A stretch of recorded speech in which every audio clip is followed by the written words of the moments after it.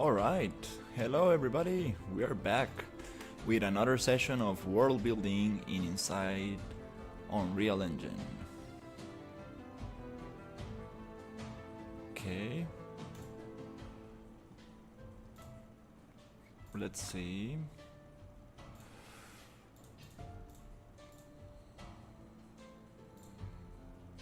Perfect.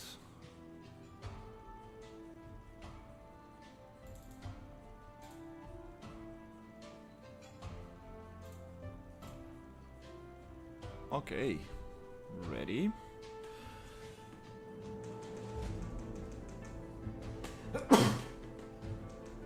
Oops.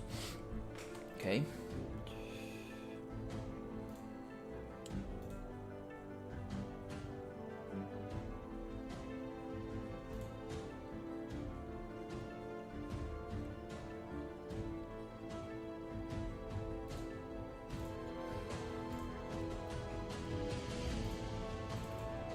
I'm just going to open a little image as reference.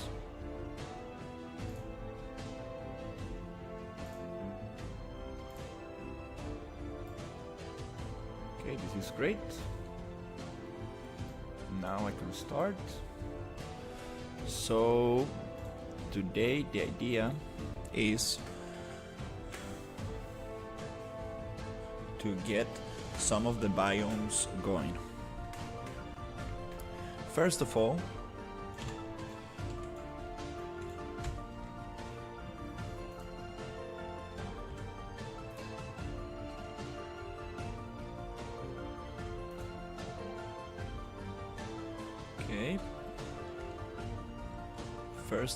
I want to change the texture of these mountains to make them look a little bit more snowy. Maybe we do have a texture already for that, so I'm just going to select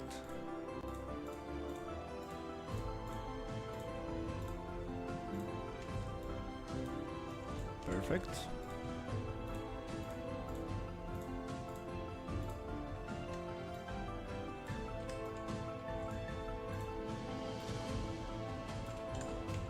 Nice. There are some more snowy mountains, there are other less snowy.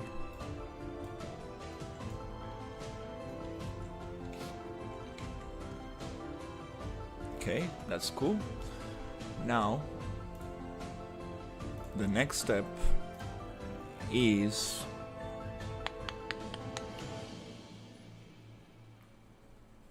to start working a little bit on the areas that I have planned, that we have planned for this environment. So let's see.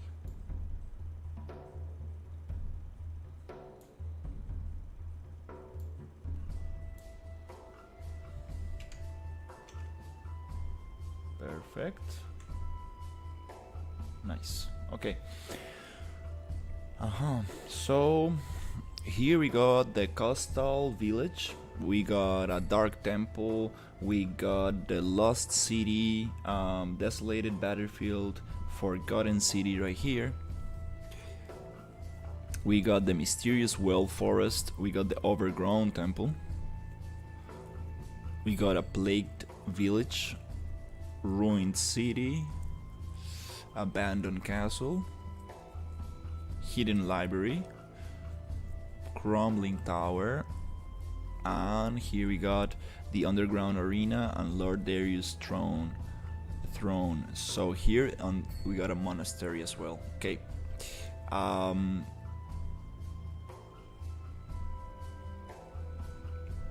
think we also have another area that I forgot to put in here. Let me see.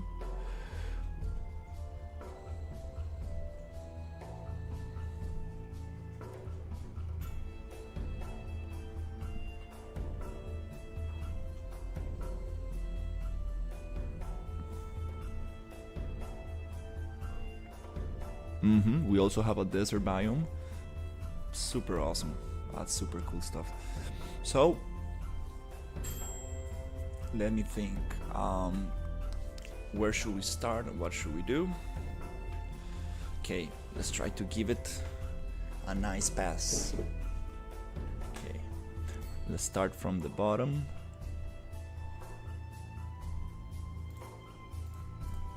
Today is gonna be very interesting. Wanna see if we can start giving it a little bit of detail.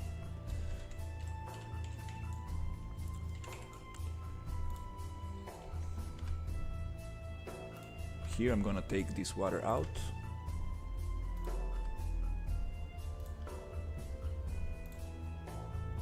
This is going to be a coastal city. Nope, I don't want to delete the landscape. I want to select the water. Press T for transparency.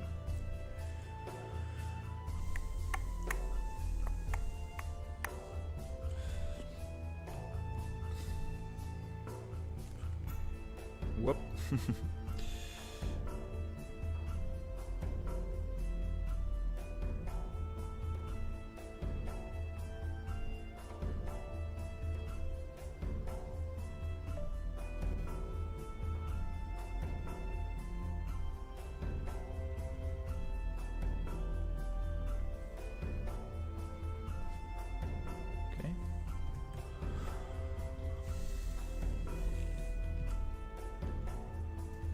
Yep, the idea is to create a super interesting. Those waterfalls are kind of cool. Very small waterfalls. We can have them in other places.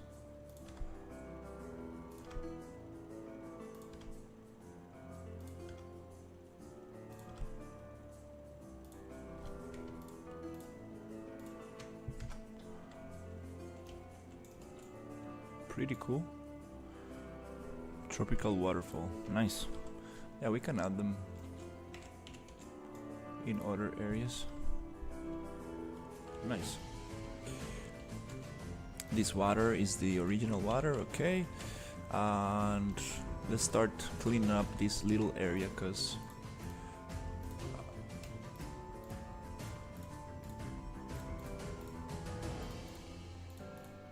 we don't need this.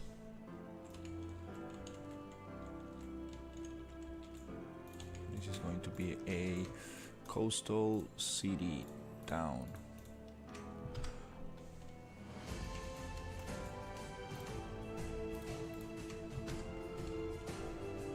Going to lock this landscape, and hopefully, yep, we are not able to select it anymore, so now I should be able to just... Have you tried out Nicolettes? Hey, how are you, Kai? No, I haven't.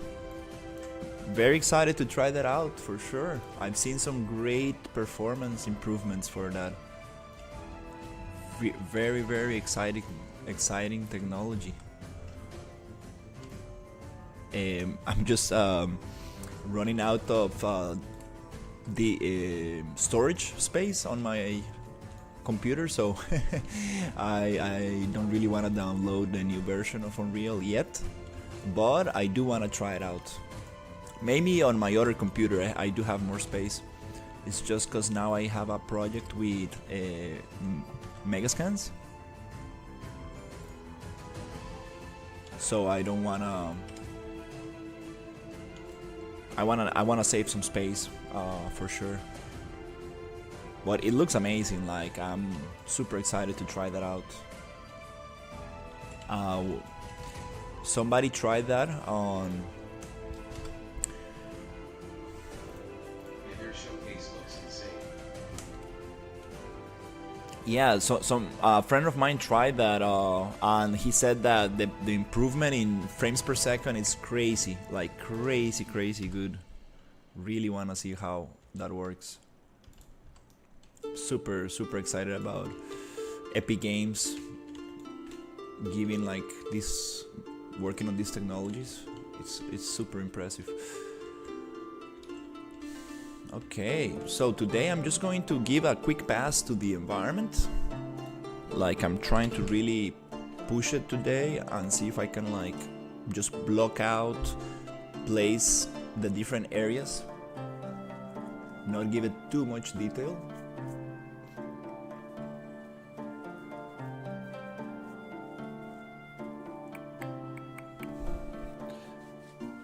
so we can play some stuff and have, because I have a lot of locations that I need to. Not night for lights. Amazing idea. Not night for lights, something like that. So yeah, I got like this bunch of areas that I want to like place, at least like find a nice spot on the map for them. And also I kind of want to make more biomes to start getting a better idea for the island.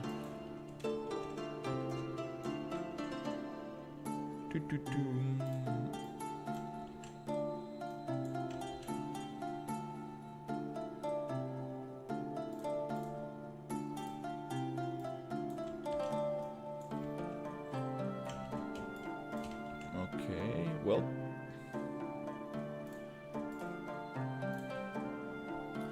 nice. Let's see. So I'm going to use the landscape tool just to flatten this out, and then I'll start placing some buildings here to see how it goes. I'll try to be a little bit more quick and rough today. Have you tried running around the map yet? Oh yeah, for sure. It takes a long time to go from one spot to the other.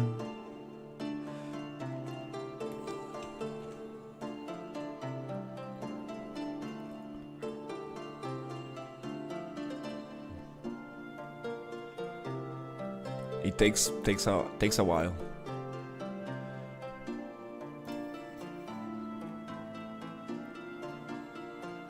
Okay.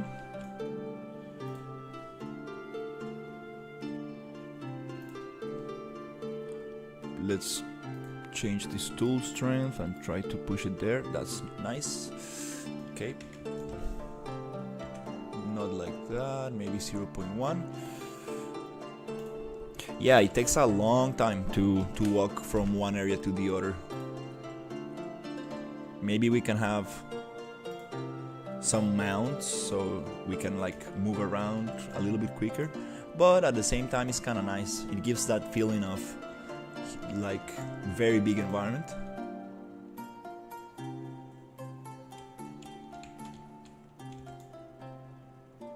My PC is sweating looking at this. Yeah, that's funny.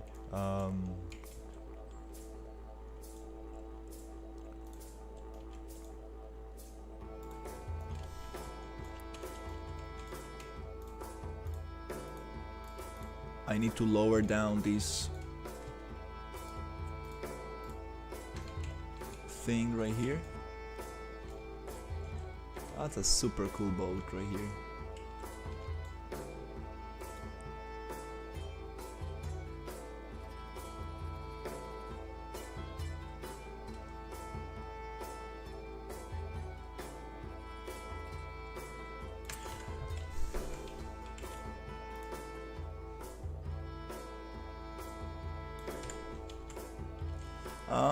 No, it's too low.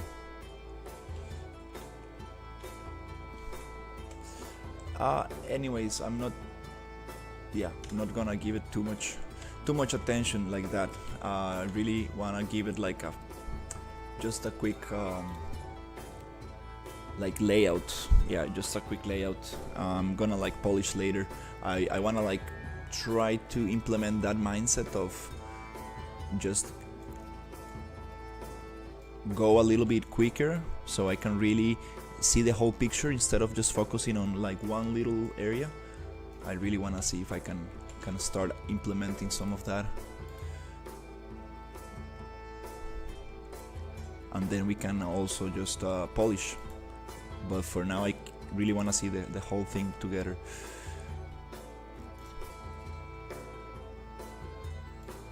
Nice.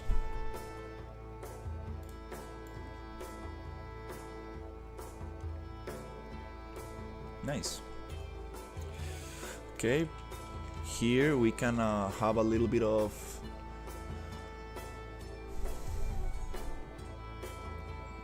sand on this environment. Oh, I think I forgot to turn on the PCG. That's why it's lagging a little bit. I totally understand. But still, nonetheless, it's letting me work. Kind of cool. Okay. Nice. Nice, nice, nice. Okay, we got this little coastal village here. Now I do want to like populate this with some assets. Let's find what assets do we have. We have a lot of pirate stuff right here. These ships are super cool stuff. Oof. Wow. Oh, they're separated? Oops. Okay, so let's find... Okay, they should probably have some kind of prefabs in here. Let's go and see.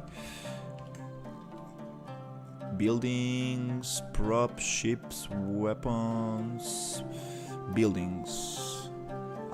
Let's see. Super amazing. Do they have the prefabs? Because that's the most important for these two actually. Yep, for these two actually. Do you think it's okay to use assets for portfolio piece? It depends on what you are doing. It really depends. If you're a prop artist, definitely not. If you are going for world building or environment artist, it is okay, but you need to find a nice balance. Maybe you can use a little bit of foliage. That's okay from Megascans, but maybe the hero prop, you should probably make it yourself. This topic is a little difficult to talk about. It really depends on what are you trying to build. Oh, they don't have prefabs. Come on.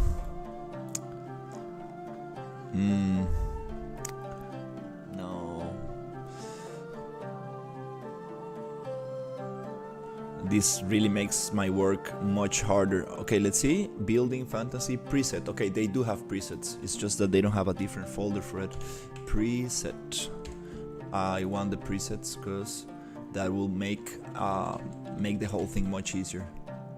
I can just start placing buildings.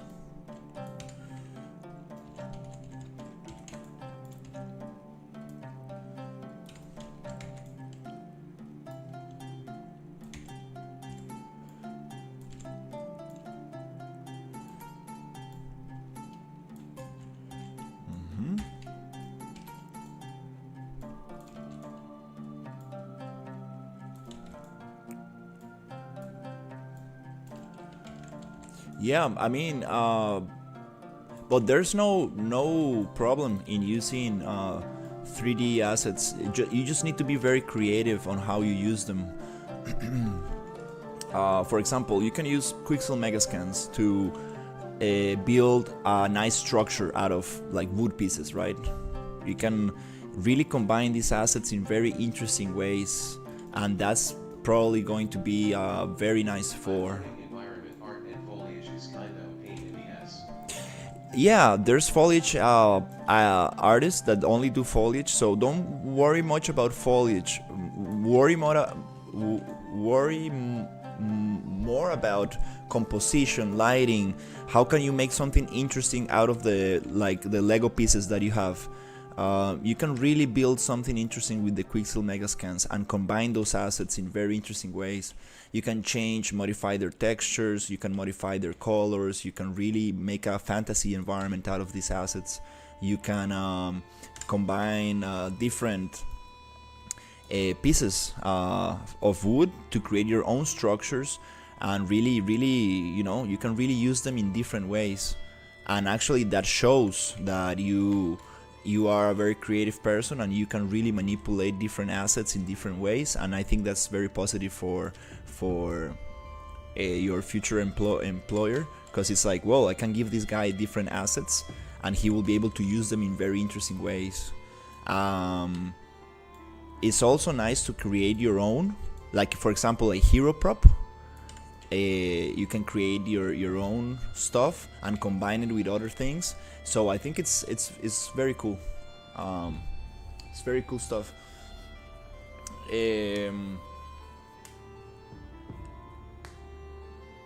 I think that it's time to go with PCG. I don't want to place assets. Yeah, let's just go with PCG. Let's create a town. Let's create a pirate town right here. Unfortunately, I don't have the other things preset. I think I will need to come. Oh, these structures are beautiful. Look at these structures right here. Oh yeah, I really like this. So how can we just copy this and use it for our environment and then modify it? So what I do a lot of the time is I study these little prefabs. I really like to study these scenes, how they set things together. You know, I really studied these these example maps, because these are made by very experienced people, and I want to see how they use their own assets, right? So the goal is to basically just copy this, paste it, and then start modifying it until you oh that's so cool. We got the skull cave, typical skull cave. I mean, I love that. It's so cool. So I think that's a good approach. I really like this structure right here. So I'm just going to go and try to just copy it like this.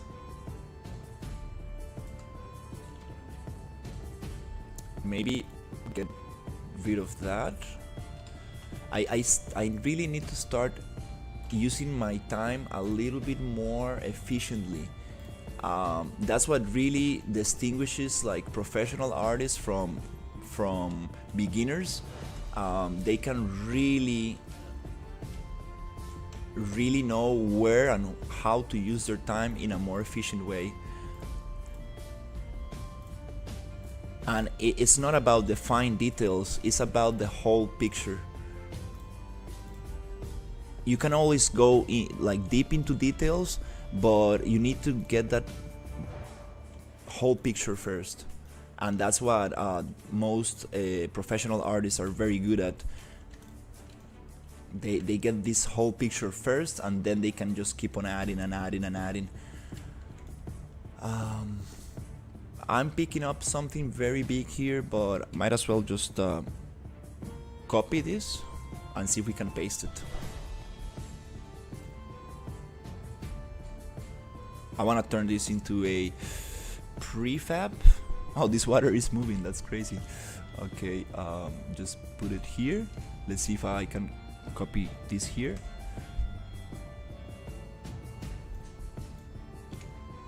Oh, it pasted it on the same position. Okay, no problem. Let's see if we can move it. Okay. You combine multiple static meshes into a blueprint and make a town out of it. Yeah, absolutely. Absolutely. Basically, that's what, yeah, that's what people usually do. Maybe not inside a blueprint. Maybe you combine them into presets. Nice, I like this. Okay, now we have an interesting thing going on here. So right now I'm just going to copy paste, and really try to get. Before I do that, let me just group this thing together so we don't miss anything, because then getting all these things separated is gonna be moving all these things by separate is gonna be very tough. So that's kind of nice. Okay, now we have a little issue right here with the terrain. Let's go landscape. So you see all the preset houses I got? We can use that to spawn a PCG graph. So, oh no, I need to. Thankfully today I went for a little walk and I went for a little swim. Super happy about it. I need to start doing more exercise. Very important. If you spend a lot of time on the computer, it's super important. So let's go flat. And what I was trying to say is that you can spawn these meshes through PCG, procedural content generation, and make like nice grids and start working with it. I love hand placement. I know it's not the most efficient thing to do, right? But it just gives you that sweet, you know, like hand placement feeling, like very thoughtful, controllable art direction. And I understand, like for something like what I'm doing now, PCG is the way to go, and I'm super excited about learning PCG and just using it as much as possible. But also I do want to take advantage of these presets that we got, and because I know the time that it will take me to achieve this with PCG is going to be much longer.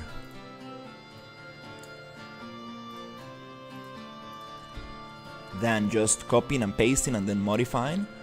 For example, for the vegetation, I think I can get something very cool. This brush is way too big. Also, I kind of want to show my dad what I'm doing because he's coming in like about 3 hours. So I really want to get something cool so he can see. My dad is super straightforward. Like he's gonna be like, nope, I don't like this. Nope, I don't like that thing. So it's nice to get his advice, because he studied art and design as well. So he will tell me, I don't like these trees. They look like a rock. That doesn't make sense. You change that, you do that. Not like that, but he just is very direct to me, and he's like,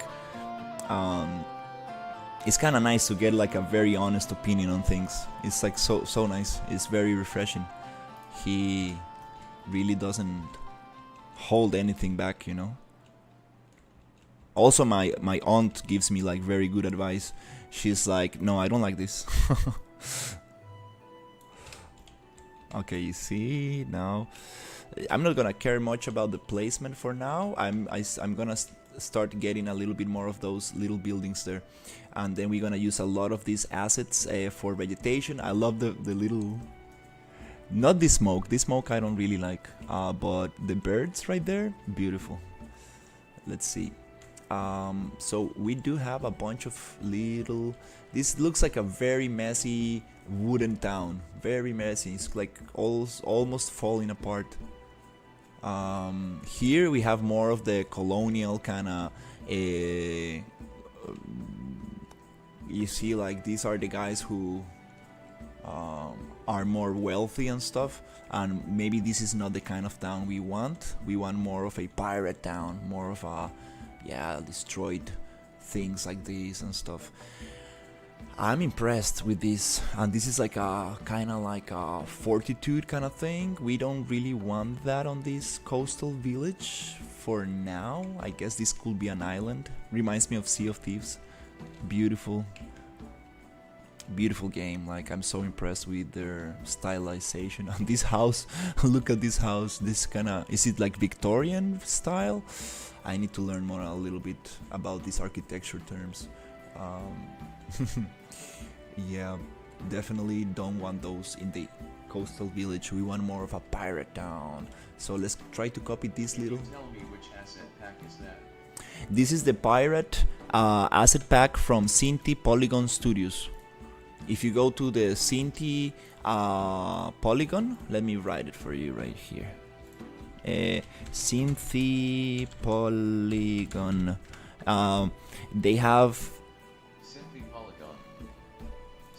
They have so much. I mean, like, it's beautiful. Like, they have almost any kind of pack you want. Like, you can build a police game, a cyberpunk game. You can build, I don't know. They got everything. It's absolutely amazing. This, wow, it's super beautiful. I really hope they like what I'm doing with their assets, and I really hope we can get a showcase maybe in the future. If we do something beautiful, maybe they will be like, hey, can we showcase your work? I really like how you used our assets. I'm like, for sure. Okay, let's copy this. Let's duplicate. Let's group. And let's move. Nice. Yeah, I'm really trying to find a nice way to deal with this, so we can create a nice coastal town right here, because we're gonna have a tavern, and inside that tavern is we are gonna have some interesting stuff happening.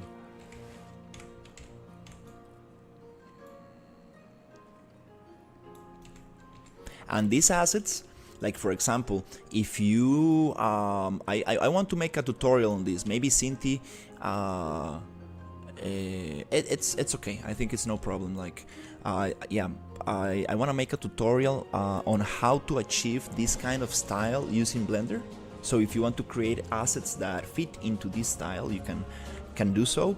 I'm not saying it's an easy thing to do, because these guys are like serious professionals, like, but I found a remesh and decimate options in Blender that you can use to like really create similar stuff like this in Blender, which is super awesome. Like, I'm super excited about creating my own assets and placing them in the game, because we also want to have a little bit of original assets in here. Whoa, these ships are super beautiful. Let me try to copy this little placement. I like this. Let me just go like this. Deselect here, here, here, here.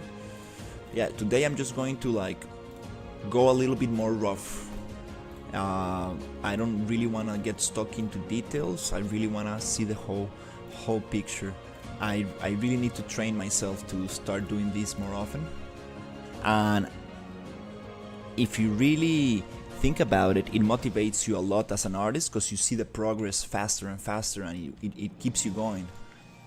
Instead of just moving one little piece of grass from the left to the right for hours, which is something that people need to be careful with while building environments, because you want to really achieve that perfect spot, but it's about the whole picture. Nice. So now we're getting some kind of interesting stuff right here. Let me just push this up. So now I will try to get the landscape. Yeah, this is probably the first stylized environment I ever done in Unreal Engine, and I'm just so happy. Like, I'm seriously like I feel like a kid inside a Lego store or something. I love Legos like a lot, you know. I really wanna buy myself one of those big, super expensive boxes, you know, like the one of these Star Wars super big ships, or like this Technic Lego. Like, oh yeah, I love that so much. And just build it with my dad and my family. It's super cool.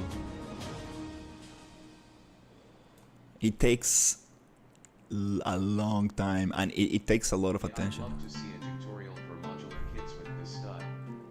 How would you texture it?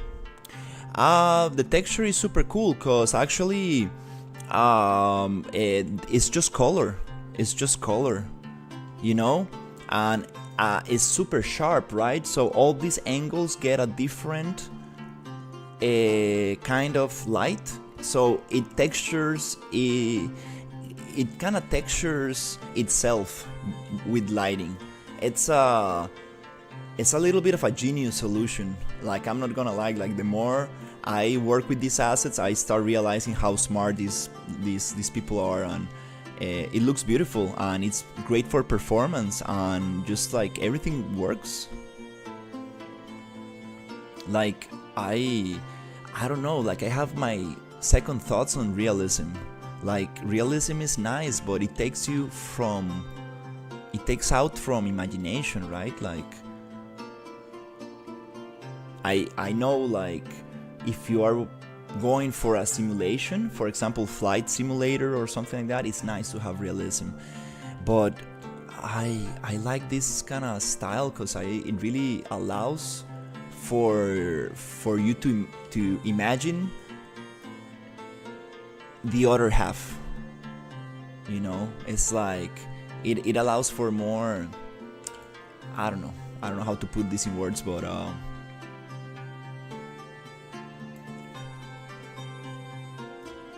it's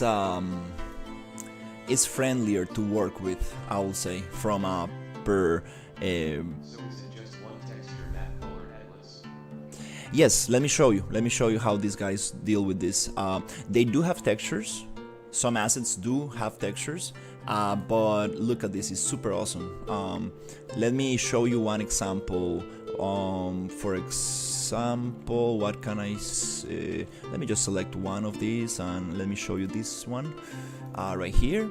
So they do have a super big atlas or trim texture, right? I'm not exactly sure how this is called.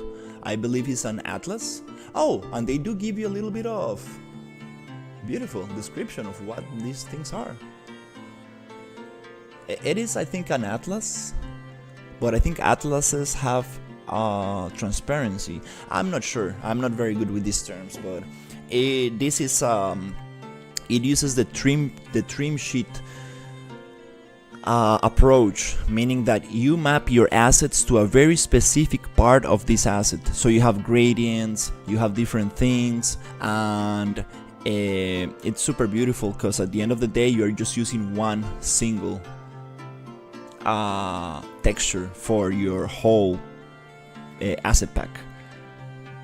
This is a skill you need to show in your portfolio as an environment artist. You do want to show that you know how to use trim sheets and how to optimize things for video games. And just make sure what kind of environments you want to create, right? It's a very interesting topic. I'm really... What happened here? Let me see. Let me push this down a little. Is it...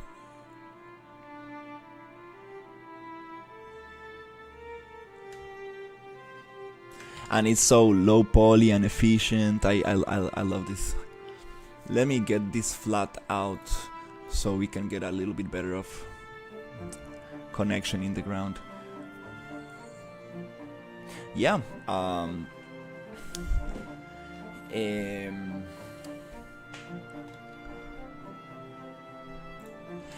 For a long time, oops. For a long time, I thought that you needed to create everything from scratch. I started doing this 50 American Diner just to prove to myself that I was able to create assets on my own, and it's super important to do so, right? But at the same time, and then I realized that maybe you don't need to do everything from scratch. Maybe you need to find that sweet balance between what is really important to create and what can I save time on, because at the end of the day you have limited time and energy, right, as an artist, as a human being. So you need to see how can you achieve the most from what you get. You don't need to create wood barrels. There are 1,000 wood barrels out there. You don't want to create brick walls and brick doors and windows, because there is a Blender tool that creates this procedurally for you. So just try to use the best tools you have to achieve the most amount of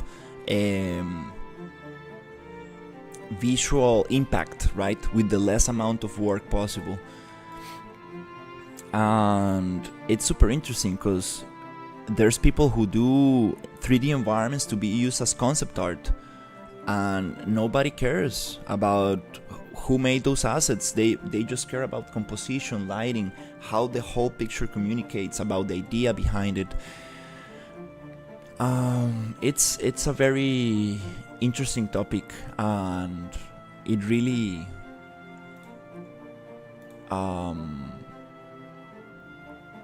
yeah, I hope I'm not confusing you, but it's very it really depends on what you want to do. But at the same time, I recommend people to be as open as possible to any kind of 3D work. Just be open as possible, because the more you experiment with different kind of things, you will realize that, oh, maybe I do like to do realism, maybe I do want to do stylized things, oh, maybe I do want to do super realistic car commercials, you know. It's like you need to like experience enough, experiment enough with these things, so you really realize, oh, I like this, I like that, I want to do this, I want to do that.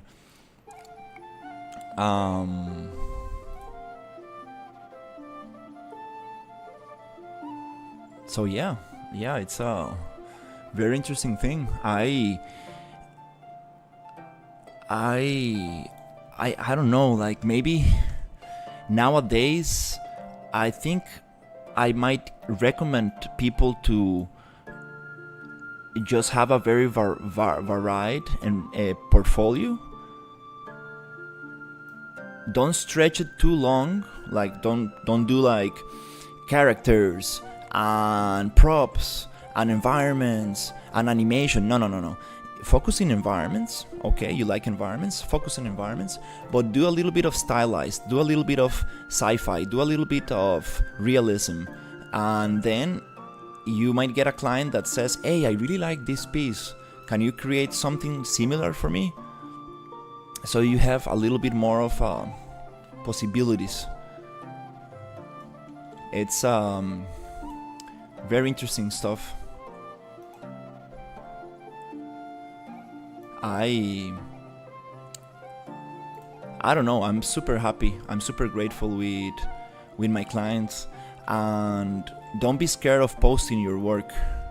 That's probably the best advice I can give you. Don't be scared of posting your work in process. Just show how things are made. Don't be that artist that just pulls the rabbit out of the hat, like, oh, this is the final piece, this is the ultimate render, you know. Show your process. People really want to see your process. They really want to see how you got there. Take screenshots every day from your project so you can see their process, see the progress on your projects, and record yourself. Like, I started doing these live streams just to record my process, and I know I'm going to be looking at this in like 5-10 years from now, and I will be like, I was such a noob, I can't believe I was doing this and that, and now I know so much more. And it's amazing to also just share what you know and learn from others. There's a lot of people in the chat who there's this one guy, I forgot the name. He told me one day, hey, why are you not using PCG? And that really stuck with me, and I was like, this guy is totally right. So I just stopped right there and I started using PCG the same day he told me that. And because I knew it's a tool that I needed to learn, and I'm just still learning, you know. And he was totally right. It really helped me a lot, and I heard this from other people. Hey Yume, how are you? I'm working on this island today, the Dragon Island. Just trying to give it a quick pass to see. Actually, let's change a little bit of these textures. Yeah, really trying to get inspired. What happened here? Oh, okay, I that's what I thought. We got some duplicates.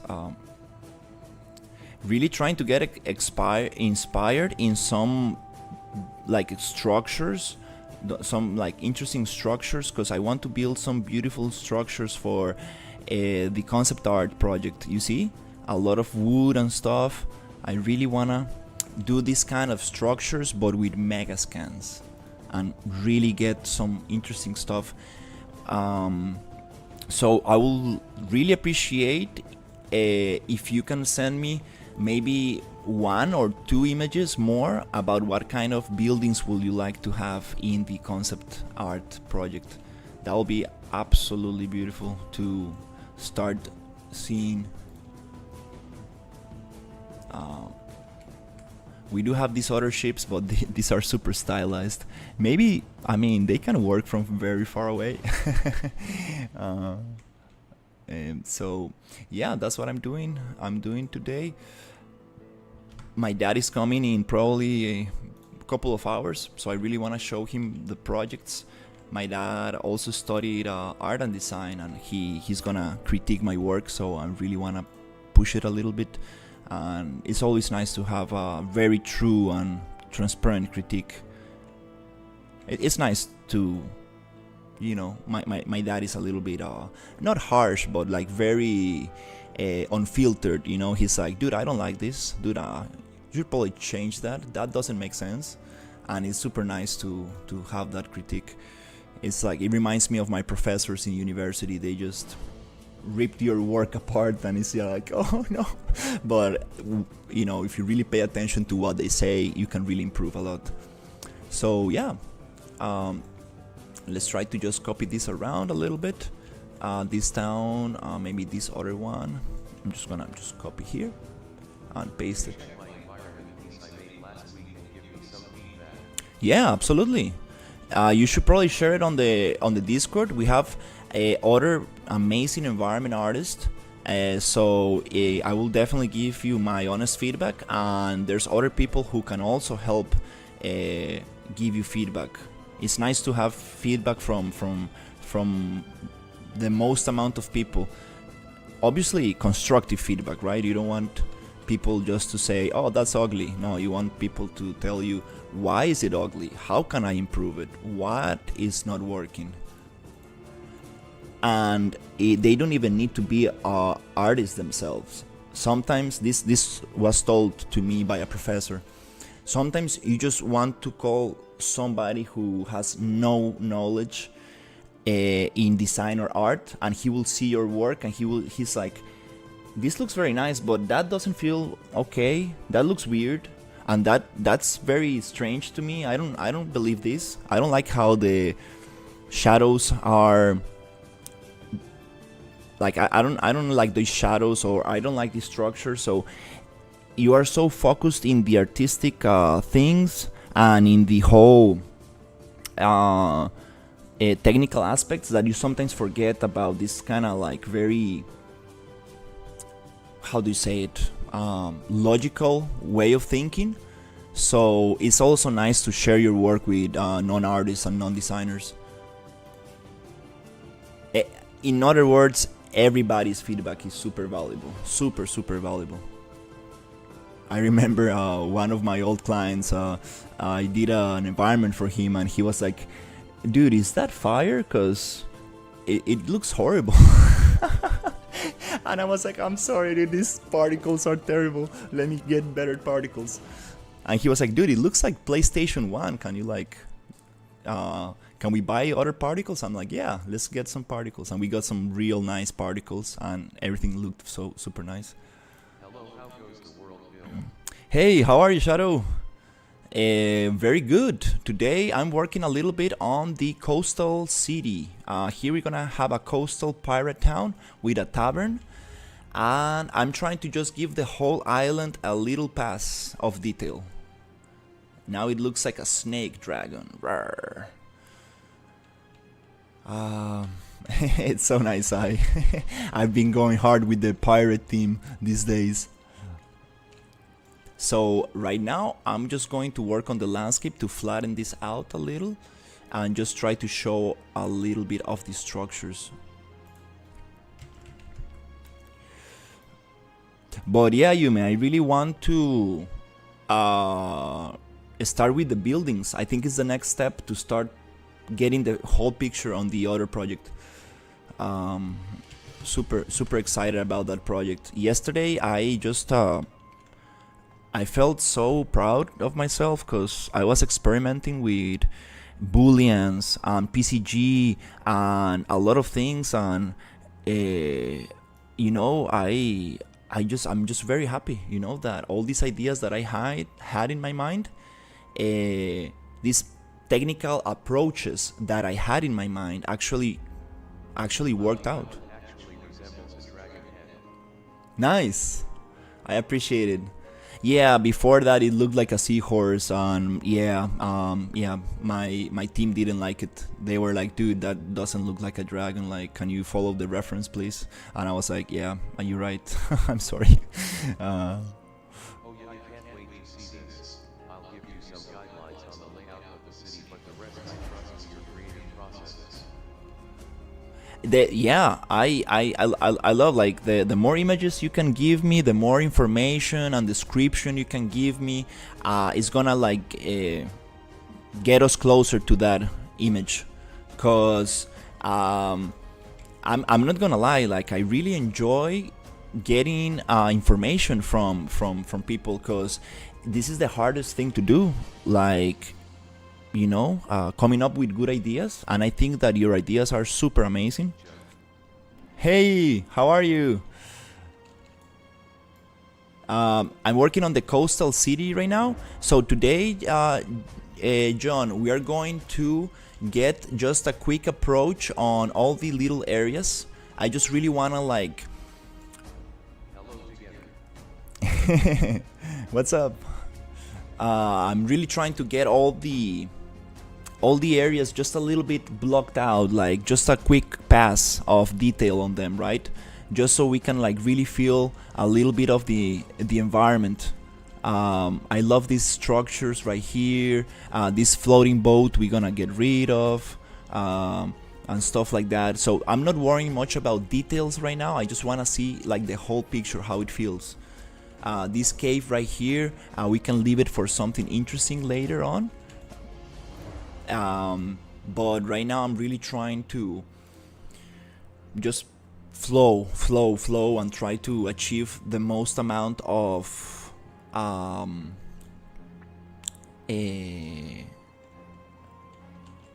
the most amount of I don't know how to say it. I'm out of words today. I'm sorry. Give every area at least the first pass of detail, so then we can go for a second layer, a third layer. It's a little bit of what I've been saying like before, but today I kind of want to like push it a little bit more. This island, this cave, I'm just gonna like leave it open like that. We can have like a treasure cave or some stuff like that, so let's just leave it there. And I learned some very cool stuff yesterday with PCG. I learned how to spawn objects on top of another object, so we can cover objects with other objects, and we can like create very interesting stuff. I think this will be very good for the plagued city, where we want like everything to be overgrown by nature and stuff, and with the overgrown temple as well, we will be able to achieve very cool stuff. And I want to check another tutorial on PCG today, where I will learn to control where that and how to spawn these little surface objects on a specific place, so we can grow moss on top of things, just on top of the object, not all over, but just on top. It's just like 3 or 4 nodes that I need to learn how to use, and I have a tutorial for that. So today I really want to get that going, and yeah, it's been super exciting. And I will create another PCG graph to start populating this with vegetation. These assets I don't want to use, because they're a little bit like it looks more like wealthy, like the wealthy how do you call these colonies, right? I want to make it more like a pirate village, right? Maybe that's the idea. We can have an island with these kind of other things there, or maybe we can have another part somewhere behind here where these wealthy houses can be located. But again, I'm getting distracted from the main goal right here. Let's see, I'm going to just copy this one and push it a little bit here. Sounds good. I just posted my work on Discord. That's amazing, Kai. As soon as I get a little bit of time, I will definitely look it up with patience, and I will give you my honest opinion and constructive feedback to see how can we make it better.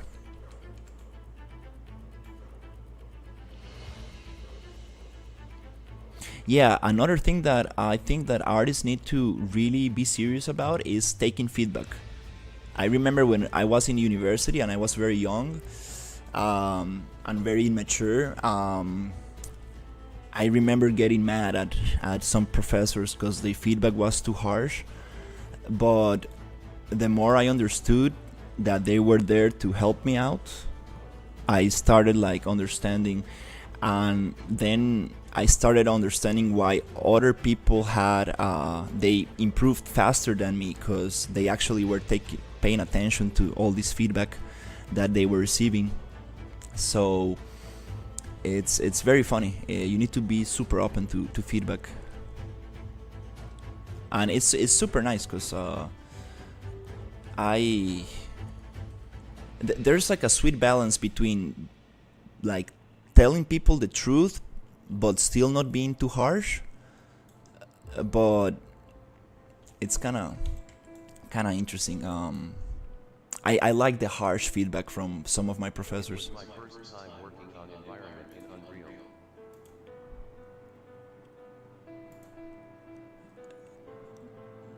That's amazing. I'm super happy that you're getting into environment art in Unreal Engine. Yeah, Unreal Engine is known for its capabilities in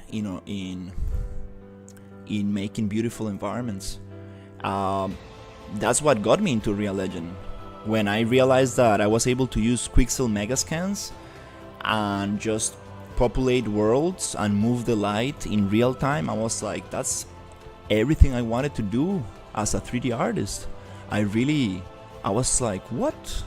This is everything I want. Like when I started studying 3D art in 2014, I was using Maya, and getting a beautiful render out of Maya with Mental Ray was painful.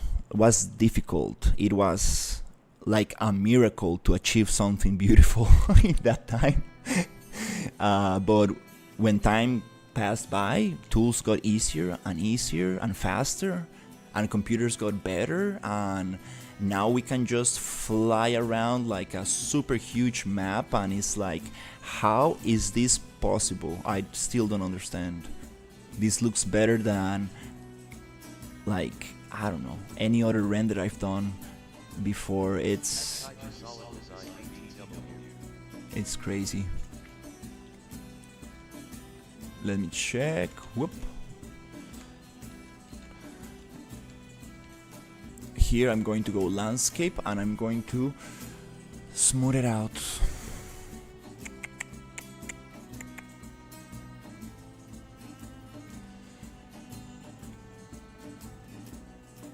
Okay, beautiful. Let's go selection, save, and save. And let me take a quick look at it.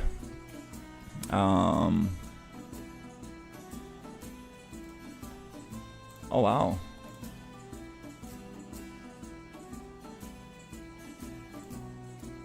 Unfortunately, you cannot really generalize the feedback to each subject. You've got to adapt to the personality you've got in front of you. Yeah, if you're a professor, yeah, you need to you need to know when to take it easy and when to go harsh. Okay, let me see the first piece. Beautiful, stylized props. I love the textures. Some people need a hard shape, others need gentle words, and you the one who think they want the one but actually they need the other. It's hard to know. Got 626, thanks man. The first I love. Let me just put it on the stream. Like, I hope you don't mind. Let me check it out. I like this one a lot. The textures, the edges, it looks very beautiful. I think the glass work and stuff. This is very good stuff right here. This thing, I would like it to be on the with gravity, right? But it's maybe oxidated, so it just got crooked like that. Doesn't really matter. Just my opinion. Here we do have some very harsh normals, which is, it's something that it's okay. It's okay. You can always modify that. You don't want to go too soft. You don't want to go too hard. But I see you can control that on the other material, so that's no problem. I like this. This looks very beautiful. Texture work, a little bit of stretching in the texture here, or I think it's just the material.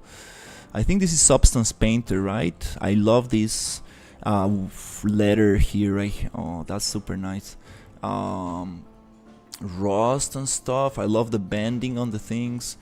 A lot of different variation. I like this. Maybe here, I don't know what the scale is. It feels like the cylinder is too thick, but I don't have enough space for my fingers to go around. Maybe you can make this a little bit rounded so your fingers can fit in there, but besides that, I think it's just a design thing. I see some stretching, or maybe it's just the texture. It's a very blurry texture, which it might be part of the material, the material you're using. But I see you know how to texture and UV map, so this is very beautiful. Great work on the handle right here. I really feel this material really can really touch it, like I like this part a lot. Oh, okay, there is enough space, yeah. Maybe when it comes to design, this is totally apart, like maybe just giving that angle so it's easier for your fingers to get in there. Just a little thought, it might go good with this kind of like round shape, but also you have straight lines here, so I think it's nice. Like, it's just a thought I had. Besides that, I think it's just very cool. You have a low poly and then a modeled one. Beautiful textures, beautifully packed. This is very good, showing the texture, showing how you pack the UVs. Oh, you have a 3D view, amazing. I love how the light reflects. The only thing that is kind of like I don't enjoy that much is the blurriness on some of these areas, especially on these pieces right here. Maybe it's just a very maybe it's on purpose. I don't know. That's just the feeling I'm getting. But let's see. Okay, beautiful. The only thing I don't like is the Android, the Unreal Engine Android. You should probably just find yourself any other kind of robot, even just generate yourself some pieces of static meshes and place them on top of each bone, so you have the skeleton from Unreal Engine, but you have like a nice robot of your own. This will add value to your piece much more beyond, because this old Unreal Engine 4 mannequin, I don't know, I don't really like this guy, but besides that, I really like the environment. The cables here, the primary colors, they're too bright. They take me away of the scene. Like, you have like bright blue, bright red, and bright yellow. It's a little bit too distracting for me. Like this emissive lights, I like them. Maybe you can get a little bit of texture here because it's a little bit too clean, and I do see some more dirty textures here, so maybe you can get this part a little bit more dirty, the green part. And here, I love the glass breaking, a little bit of blood in there. Yeah, these colors are too saturated. The cable colors, I kind of distract me. And we have some purple and red.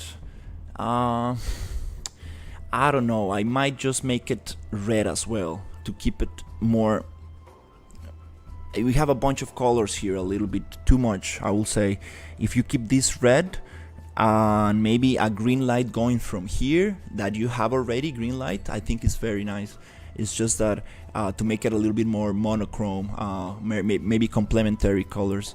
And yeah, you got the block out. Nice. This is a very nice piece of work. So are these your assets? This is very cool stuff. Yeah, the only thing that I will say like is the color cables that really distracts me, and the mannequin. Those two things are the ones that really push me out of this piece. A little bit of dirt here I think will help, uh, but I think it's very nice. Yeah, those are the like things I will change to make it more appealing, because these two pieces they really like suck me in. Like it's like, oh, I want to keep on watching this. Like I really want to keep on looking at this. The fat Download the All Blender and set it up in Unreal. That's amazing. That's super good. Again, on this piece, this texture is a little bit too blurry. The metal texture. If you're chipping out the metal on these other edges, you can chip out a little bit the metal here. The fabric, it's a little bit too harsh. These normals for the fabric, I will make them softer, and the coins I also will make them a little bit dirty, because you know money's dirty. Everybody touches it. Everybody bites on that to see if it's actual gold. They should be a little bit more like like you see you got this beautiful effect on the mug. I would like to see some of that on the coins, but I really like this piece. Again, maybe the metal here is a little bit too harsh than normal, but I love the bottles. I love the stylization on the pieces of wood. Just try to find a nice balance between how much detail you want to put into the metal, and try to add a little bit of that chipping, like wear and tear on the wood itself as well. But the bottles are absolutely beautiful. I really like this material you got going. And yeah, basically this one, again, a little bit of blurriness on the metal. That's the only thing that kind of bothers me. This thing, I feel like you can give it a little bit more space, right, to just be able to grab it easier. But that's just a design comment. Like that's like something that I just kind of felt. But yeah, great work. Very, very nice. For your big image on the top, you might want to separate that into 3 images, showing your 3 pieces, and put maybe your name in there in big. Not in big, but in the center, so people know like, oh, how do you call this artist? Oh, okay, cool. Because you're already showing that piece in here, right? You don't need to put it like on the whole wall, even though it looks super nice. And that's my comments. Yeah, I think it's very good stuff.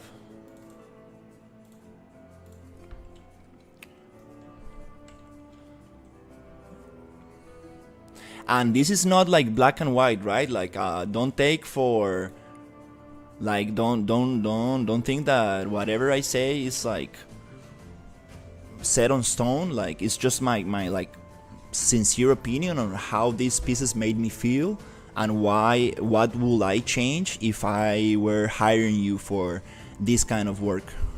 Thanks a lot for the feedback. My pleasure. And I think you're going a very great path. I think that you know how to UV map, which is something that 3D artists struggle a lot with, and you are getting beautiful textures, beautiful lighting, so you are very, very advanced. I will say that you have a very good level. If you make a couple more pieces like this and like you polish them, you just need 3 pieces to ask for work. You need to like 3 solid pieces that really pulls you in and stuff. And I think you got them. You can really like polish them just a tiny bit more, and that's it. That's it. You can really ask for work and apply.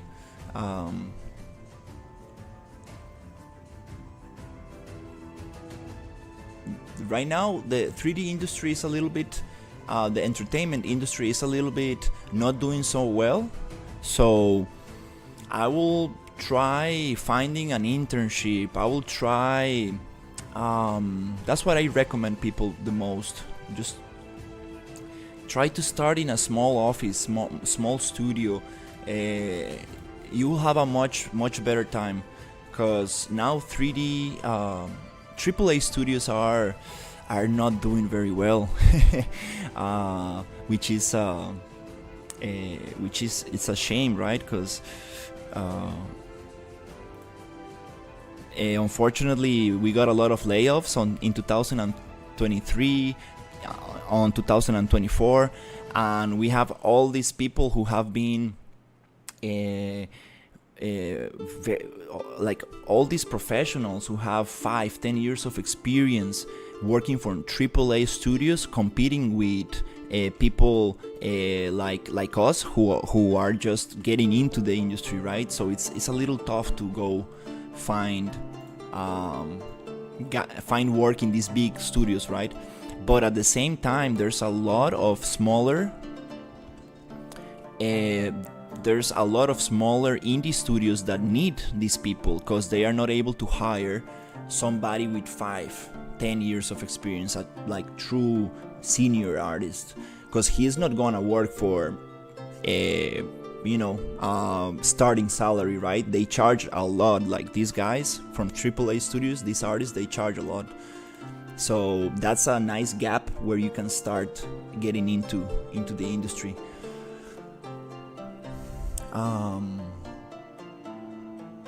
And things are a little bit difficult now for these very experienced artists because they have so much experience under their CV, so they cannot really find a job that easily. And it's kind of like, I don't know. I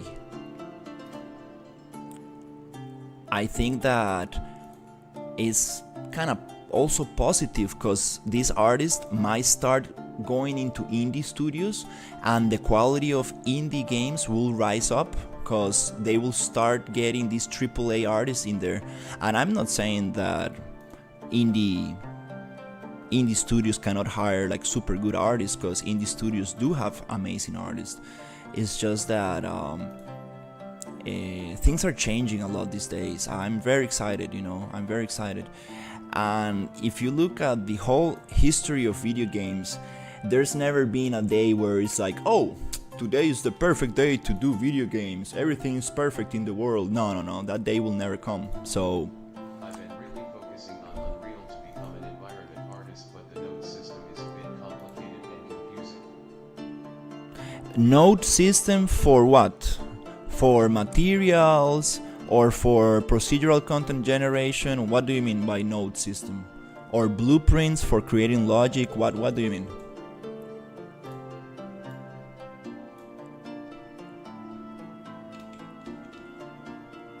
In other words, what do you want to create with nodes? Is it materials or is it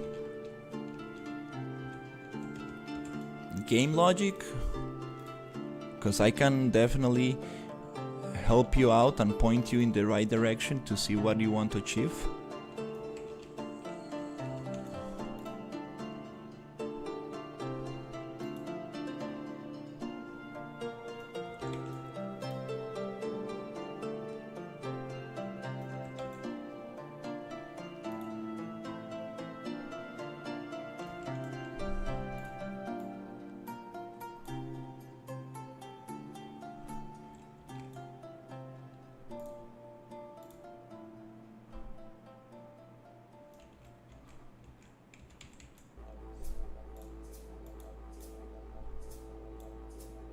I will turn off the PCG landscape sampler because I cannot really work on this environment.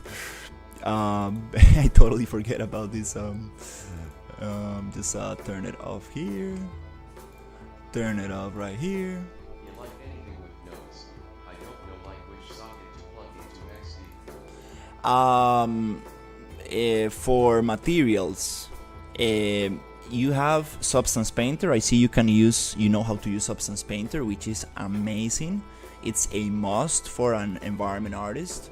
And you can export textures to Unreal Engine, and I've seen that you connect your materials very well. Are these renders Unreal Engine renders or are these Blender renders?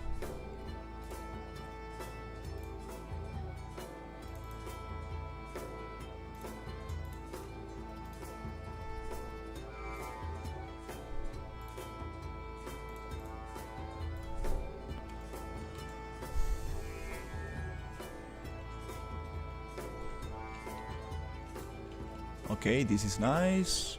Just gonna give it a little bit of treatment here, and that's it.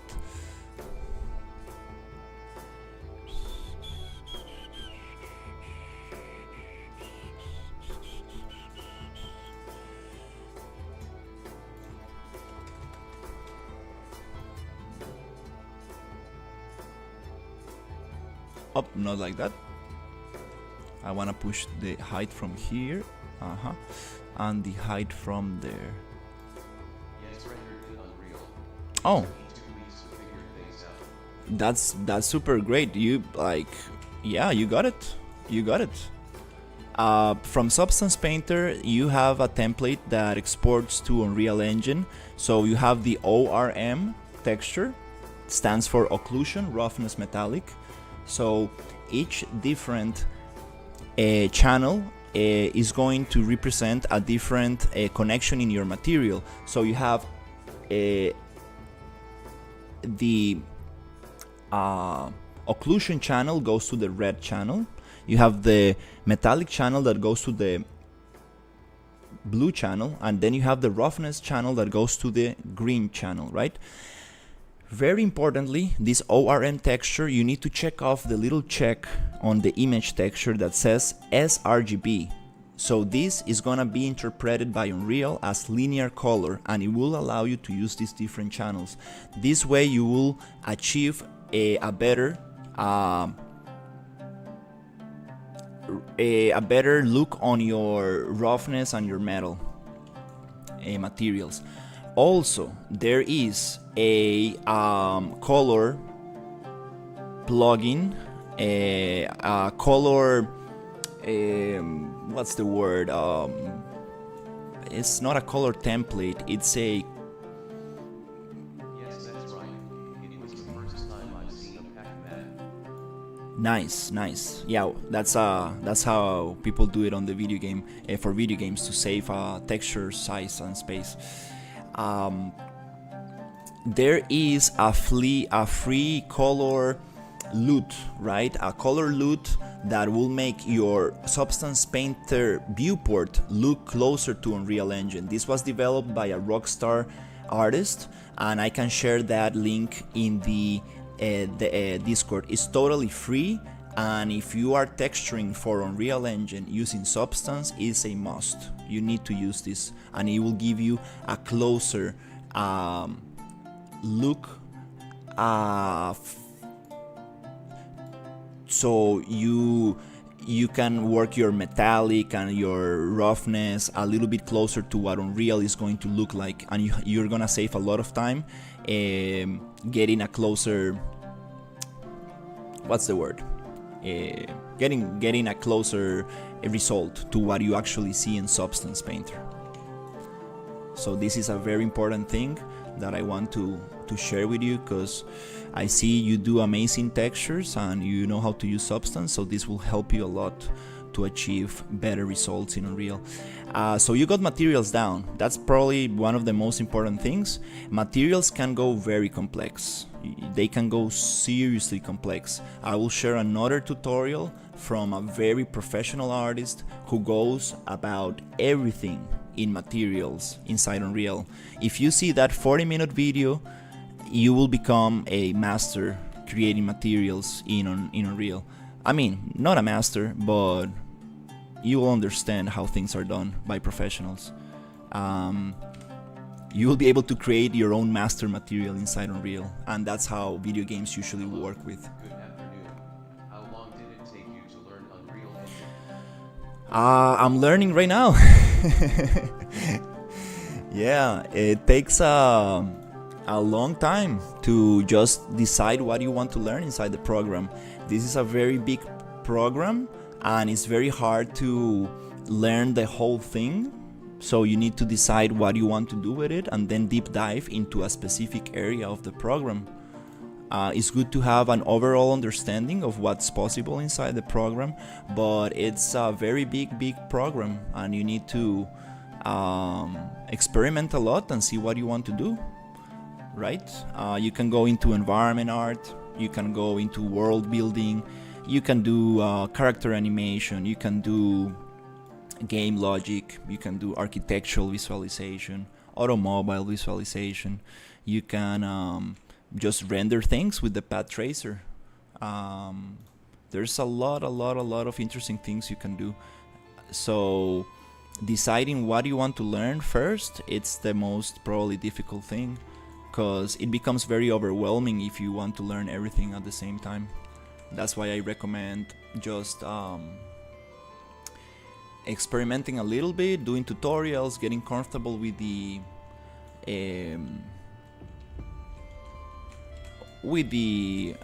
UI, right? So you can move around and everything, and then you can start like choosing what you want to learn. There's great tutorials online. I can definitely share some YouTube channels that will help you learn Unreal a lot. Use Substance Designer. I've been trying to learn it too alongside with Unreal. Substance Designer is a world of itself. It's like ZBrush, right? You need to be a little bit careful with this, because you don't want to overwhelm yourself, right? I've done a couple materials in Substance Designer using the ArtStation Learning Portal. There you can find beautiful tutorials about Substance Painter, and you can get a better idea of Substance Painter. Substance Painter, it's an absolutely powerful program, but let me tell you that if you go into Substance Painter, you're gonna spend a lot of time in Substance Painter. So I rather just choose what you want to do. If you want to specialize, if you want to be a texture artist, yes, Substance Painter. Designer, I'm confusing those. If you really want to become a professional texture artist, material artist, I would like to learn. I subscribe to the channel and lead my life. Good job. thank you so much, Blue Sky. Any question you have, let me know. I can recommend tutorials, any topic you want to learn about. I will be more than glad to point you out in the right direction. Right now, just to give you a little bit of explanation, I'm an environment artist, and I'm doing world building, which means just basically placing assets together to achieve some kind of cohesive environment. So it's a little bit more like building a Lego, let's say. So I already have the pieces built, and I'm just placing them together in a very interesting manner. Hopefully that makes sense, and it's like nice for others to walk around. So yeah, whatever you are interested in, let me know. There are a lot of things you can do in Unreal. It's super beautiful program. Also, take in consideration that Unreal Engine is like how to say this? It is like basically it's a program that functions with other programs, meaning that all these 3D models were not created in Unreal Engine, even though you can model things in Unreal Engine. It looks great. No, this is what I'm trying to explain. This is all downloaded assets. I'm just basically bought a box of Lego and I'm placing this together. I did not create this from scratch. These are Cinti Polygon assets. So what I'm doing right now, it's called world building. Basically, I'm just placing a lot of assets together to create something interesting. And because we can also just go and create stuff, and that will be a little bit of what environment artists do. They create assets. They go and model and texture. But right now I'm just trying to create something interesting out of these assets.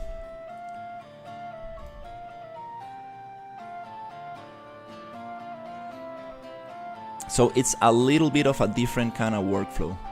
But I can still go and modify these assets. I can still change their textures. So it's a very like open kind of thing. You can really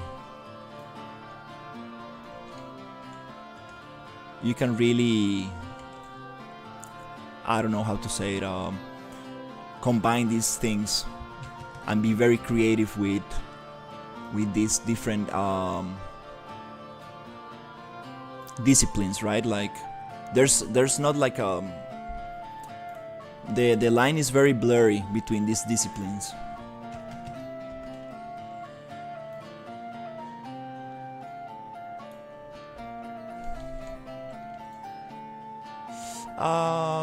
You know, I don't really like this thing I'm drawing. Let me just go back. Yep. So yep, that's the coastal town. I think I'm just gonna place some foliage here and continue with the next area. We have a floating star right there. We need to place it somewhere nice. Let me see how it looks, just to get a better sense of scale and see. Just gonna get the flooring out to see how it feels.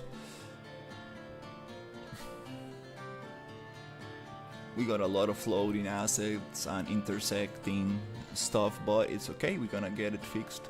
Now I just wanna see how the whole thing feels like.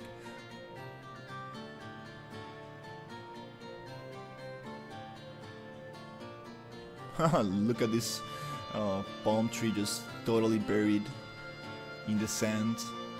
Yep, we need to flatten out a little bit here so the terrain feels a little bit more actually closer to the structures.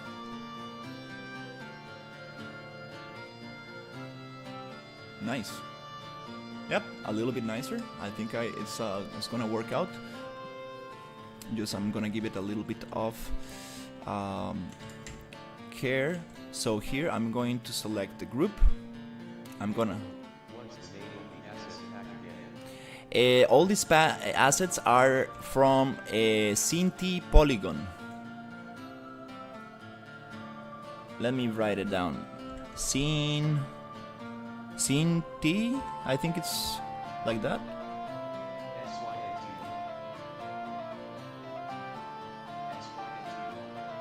I think that's how you write it.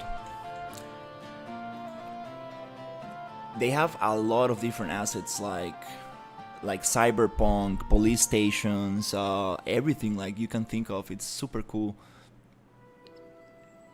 Let's go and just delete this flooring so we can actually get a little bit on the actual floor of the environment. I just want to delete all the flooring so we can get assets placed a little bit better. Found it. Thank you so much. Love. Definitely check their products out. They're absolutely beautiful and super performant. So if you are worrying about performance in your game, this is a great solution. So let's go on lock and let's delete some assets here. I'm gonna hop off now. Good luck with your project. See ya next time. Thank you so much for hanging out, Kai. Great work, keep it up.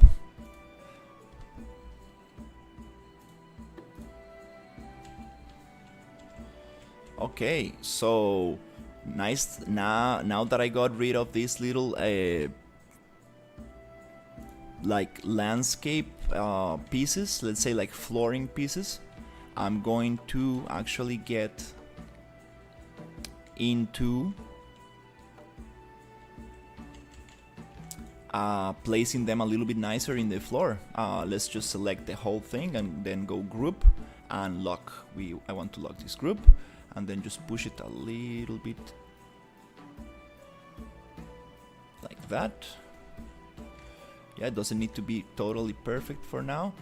And also the terrain, let me just double check.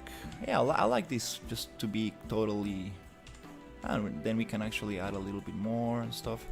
Just gonna give it a quick kind of pass.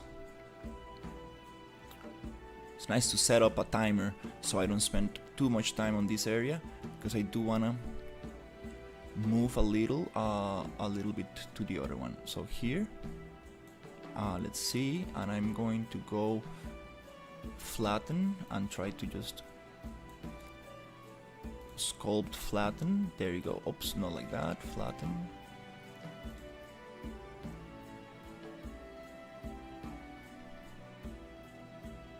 Oops, it takes a little bit to go back. Okay, I'm gonna just flatten out this little.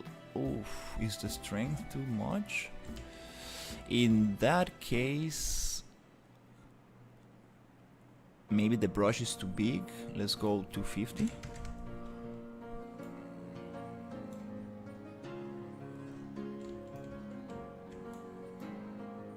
Yep, just give it a little bit of terrain for this house to like be a little bit nicer on the ground.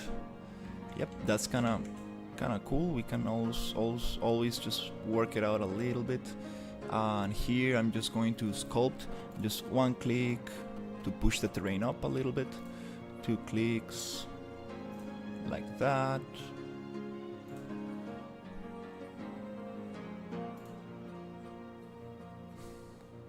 Nice. Just trying to integrate this a little bit better in the environment. Yep. Okay, a little bit. Now we have this little sand right there. And also here I'm going to push it with the flatten tool. Just a little bit like this. Nice. That's it. And then we can go into the smooth tool. Just smooth it out a tiny bit. That's it. Also, I would like to go back to selection and go to right click group unlock. I like to have them grouped just in case I want to move them. Yep, I want to delete this little ground asset, and here it's okay. Yeah, most of this is kind of nice. Okay.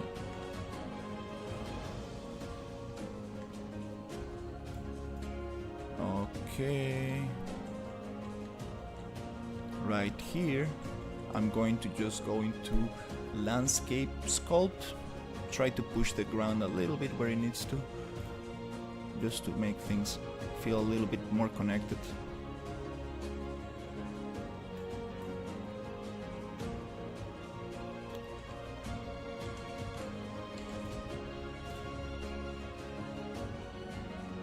Nice.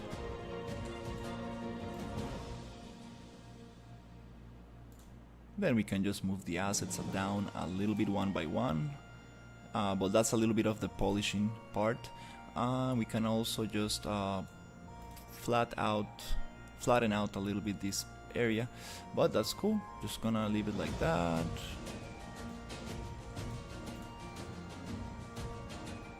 Since this is a little bit of a big landscape, it takes a little bit to recalculate. Yep, just leave it like that, and pretty happy with this. These boats are floating a little. Okay, in this case I do want the brush to be a little bigger.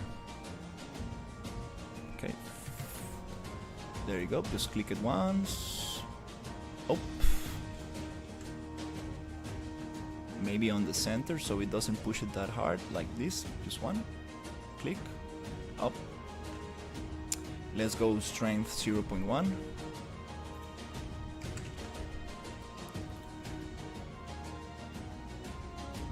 That's a little bit nicer. Yep, just push it a little bit more. Yep, that's nice, that's nice. Okay, that feels good enough. Here also just a little push. Yep, that's it. Kind of makes a double push. Here it's okay, we can just flatten out right there, flatten out a little bit here,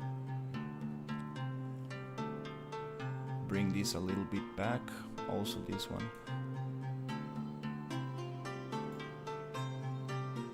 Okay, that's it. Yep, I think it's pretty good for now. Right. So I will continue with the rest. Okay.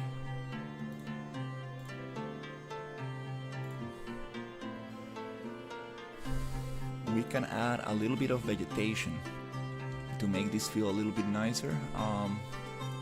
So, should we do that? Yeah, let's add a little bit of vegetation just to get this area going. Okay. Do we still have access to the cave? Oh, I think yep, I got some issues again with the landscape. I just went over the surface. I think here I need to flatten out from here. Is it?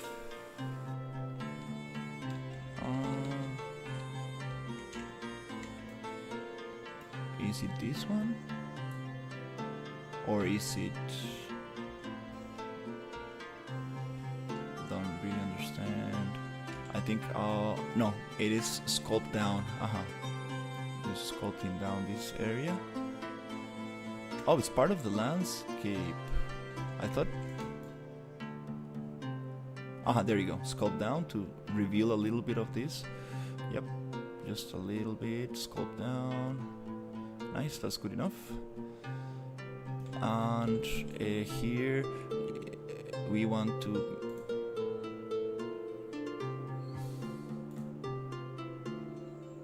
just smooth it a little bit. It's nice. Nice. Okay, cool. The lighting is not the greatest here, but it's okay. I'm gonna change that eventually. This little rock right here, I don't want it. Nice. These other rocks, we can get rid of them as well. Okay, cool. It's time to spawn some foliage. It's a very small area. Should I just go foliage painting now? Since this is just yeah, let's just foliage paint actually.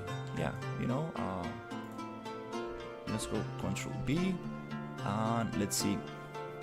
We got some nice things here. I want to check the tropical ones because we have some very cool stuff that I would like to paint. Let's see. We have these other palm trees and we have these trees, bushes. Let's get some painting here. Okay, let's go and find this family of bushes, which is environment. They're all together. Cool. So let's go to foliage painting and find which ones do we want to use. So I like this. What is this? Never seen something like that. Okay. I like these palm trees. Let's add them here. Yep, convert them into foliage actors. Okay. Then I like what else is here. Little bushes like these are great. Perfect. Let's up. Be careful. Don't get all of them, cause this one. Nope. This one also not. This ones. If you get a lot of them, then you start getting confused which ones you actually want to use, which ones not. So I rather just pick the ones. This is a carnivorous plant. I've seen those. I like those a lot. Let's get those going.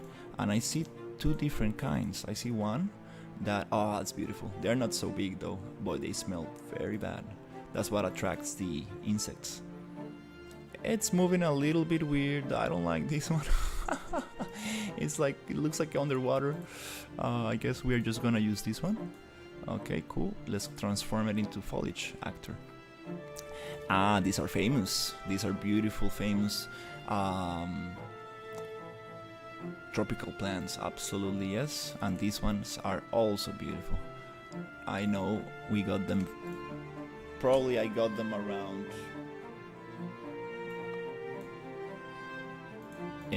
50 meters around the apartment. I have those growing. Let's see, we got a bunch of little grass, seaweed.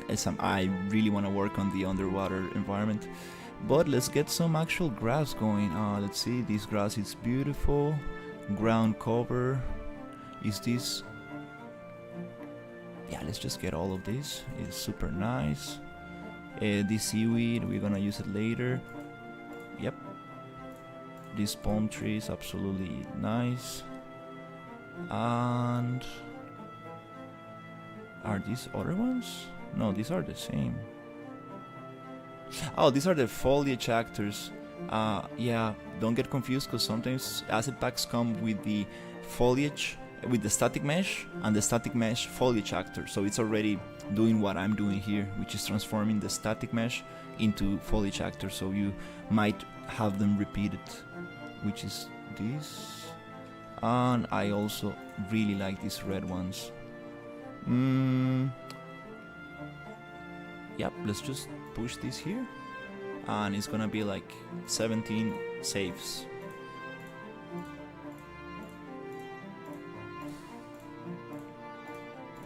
Almost there. Beautiful. Okay, let me just get this air conditioner a little bit colder.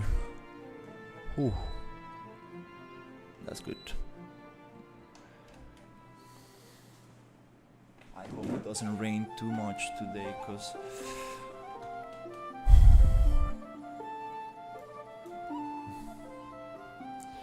okay, we have all of them selected already. Nice, nice, nice. So we're gonna be a little bit more selective about this, because we need to place them in interesting ways. So when I foliage paint, usually I do the following. I start with the biggest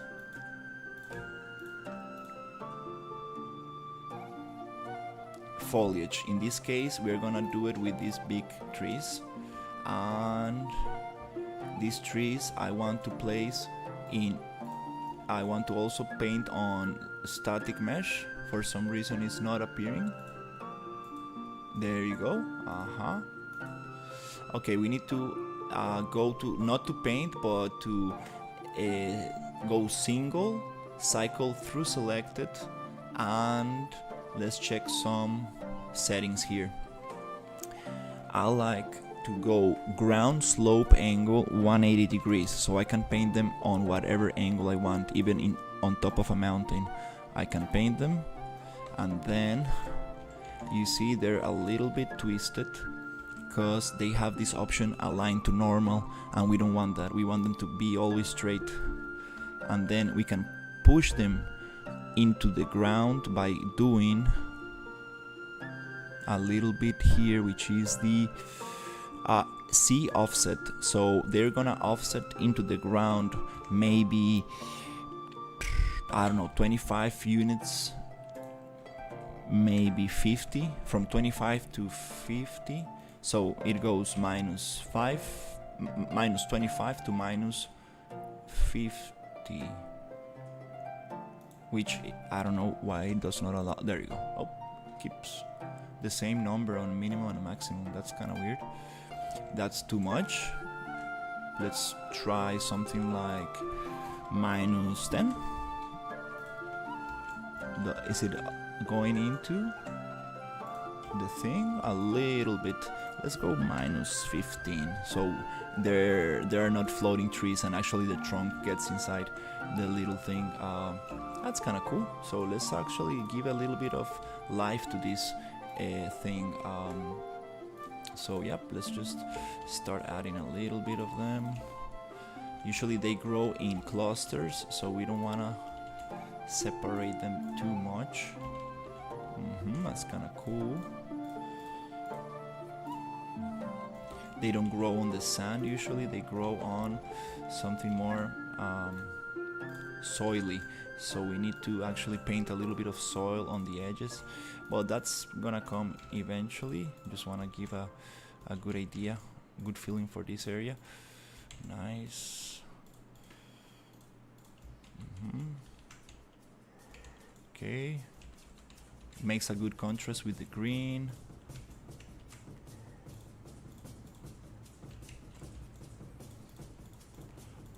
We can definitely do a PCG graph for this, which I already have the settings for, but since it is such a small area, I kind of want to just paint it a little.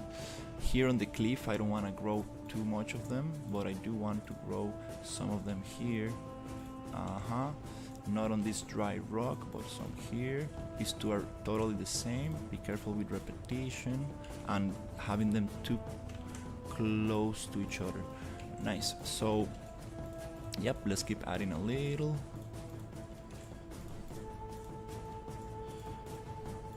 Nice.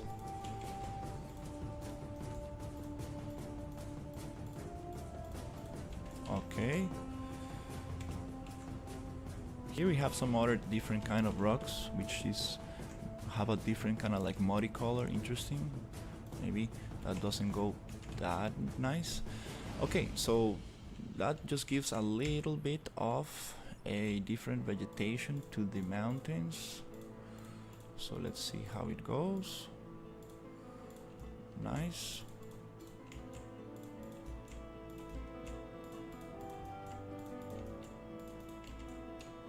There's another hole that I want to like close in there, and we can have little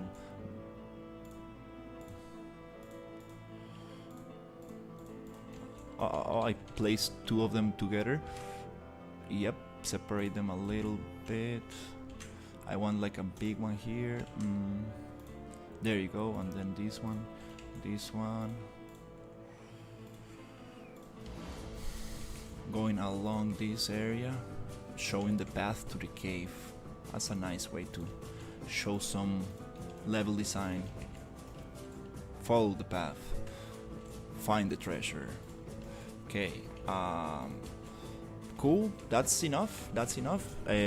Now we have enough of this. We're gonna go back to the foliage tools, just save everything, save again, and then I want to deselect this. So here, when you have a lot of assets, things start getting a little bit funny, because this menu I cannot open up bigger, which is something that I would like to do, maybe because the setup I have. Yep, so let's just deselect all these red trees and start painting something like palm trees, which is like level of detail number 2. Yep, I mean, let's go from big to small. So here we're going to paint something smaller. I don't like these red trees here, so we're gonna get rid of them eventually. Let me just try to hide this little thing. Okay, here is where things get very repetitive, and you need to be careful not to repeat too much. So in this case, my selection is not very helpful. Everything looks the same, and I don't want that. Nature is always changing. You don't want repetition on a natural environment. So let's grab this one, the ones that look I have the, yep, it happened. I got some repeated actors, that's why it looks repeated. So I'm gonna try to get the most different ones, which is this twisted one, this long one, and this little one, and I'm gonna get the little babies as well, so we can get more variation. And now I should be able to paint more things in here. Okay, here we have an entrance to the cave, which I kind of want to hide a little bit, not too much, but like that. Nice. They look too yellow. I want to make them greener. They look a little bit too yellow for my liking, these palm trees. A little bit dry. We need to make them more lush. So I might change the material a little bit. Yep.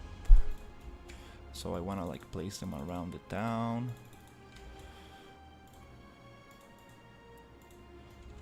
Just to make it, to enclose a little bit the town. Be careful not to grow them on top of the buildings. Yep.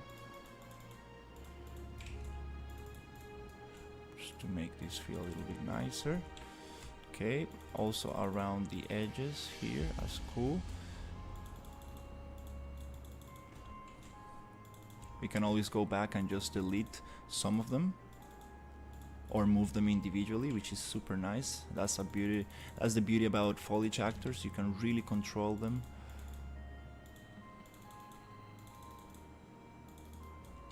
Okay. Here I kind of want to make an island of. Be careful. Kind of want to make an island of vegetation. So I think that's enough. Let's go with the other foliage.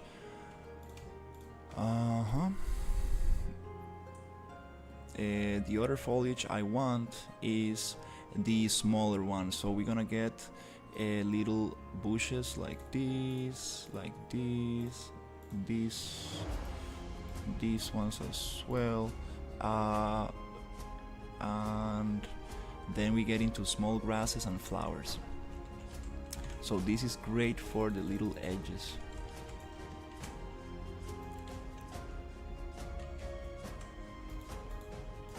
Am I still painting the palm trees? Yeah, I have a one selected. So this brush, what it does, it cycles through selected. It's super nice. Oh, okay, so I'm pushing them too far away into the soil. Here I do want to get the offset off. Where is it? The offset. Oh, I think these settings are specific for each one. Yeah, so align to normal. Nope, I don't want to align to normal. There you go. Okay. And the slope angle, I like to keep it 180. Doesn't matter if you paint over a wall, it will spawn. Here we're having issues with some kind of them. Yeah, when you have a very big slope, usually things get a little bit more difficult to paint.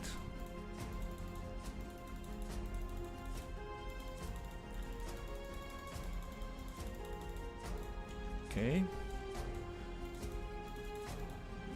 Okay, let's try to push them a little bit around this town.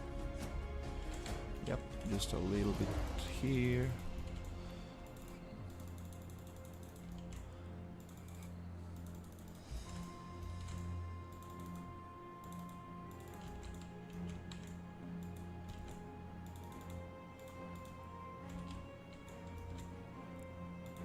Just to make things feel a little bit more connected to the environment. Here are a lot of floating props. Okay, we need to work on that a little bit. Yeah, I like to spawn just this foliage around elements.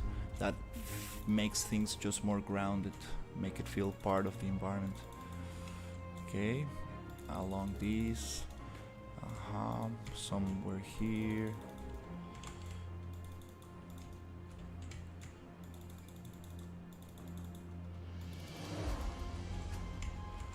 Okay, let's go here. I'm gonna get some of them there.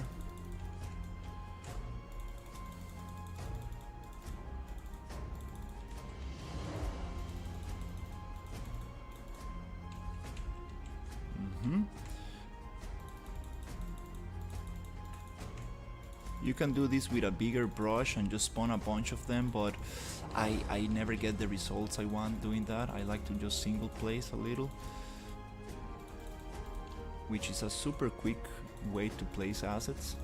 And sometimes you don't place them exactly where you want, but that's where you go back and just polish a little bit. But you get the main idea of main feeling for the environment.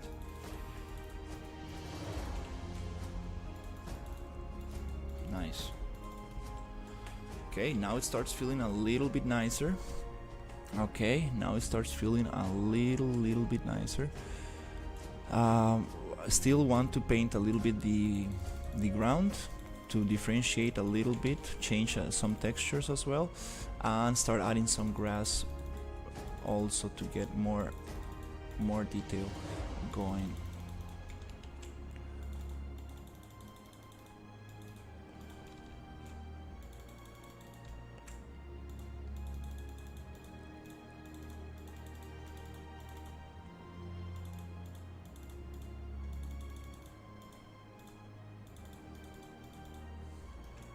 Okay.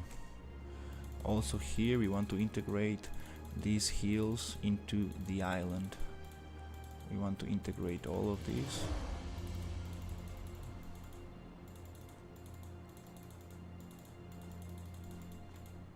And then after this is done, there's also it's very important to go back and just walk around and see if you find anything that looks weird. That fern growing on the rooftop, it's possible. And then you start deleting and moving and pushing a little bit, and that's the polishing part. So you don't want to go too crazy with this foliage just yet, because if you place too much, then it's gonna be very hard to like actually get them totally right. But nice.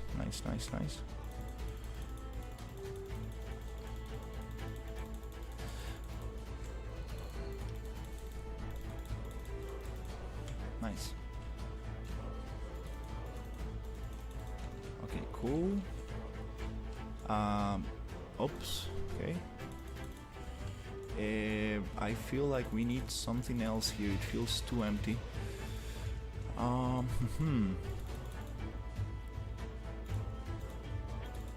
Okay, feels too empty around here.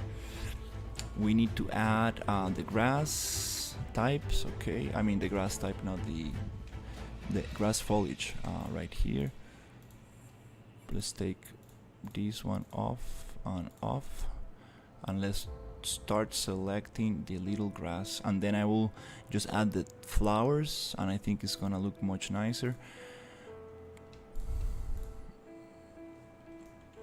Also I need, okay, this grass, I think I'm going to use the paintbrush for this. Let me see if I can get something nice here. Let's get 1000. That's not, no, density, let's keep it like that. Where's the size? Okay, let's go 1000. Okay, let's see density. Okay, let's just deselect static meshes so it only paints on the landscape. Okay, for this it works very nice. And then maybe we can go a little bit more density, 250.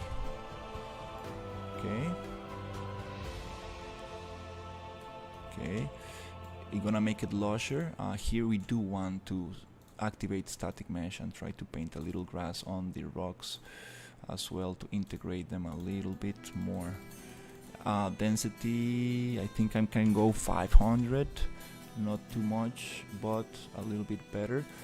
And then just go back to landscape. I mean, take the static mesh off on the painting, so now we can, on the painting tool, so we can actually just paint here. Okay, nice. Okay, also here, all around this area and underneath these trees. Okay, nice. Now it's feeling a little bit nicer. What I don't really like is the painting on the terrain. I'm just gonna deselect this and spawn some flowers as well, because these are super cool. Yeah, let me just spawn some flowers around this area right here.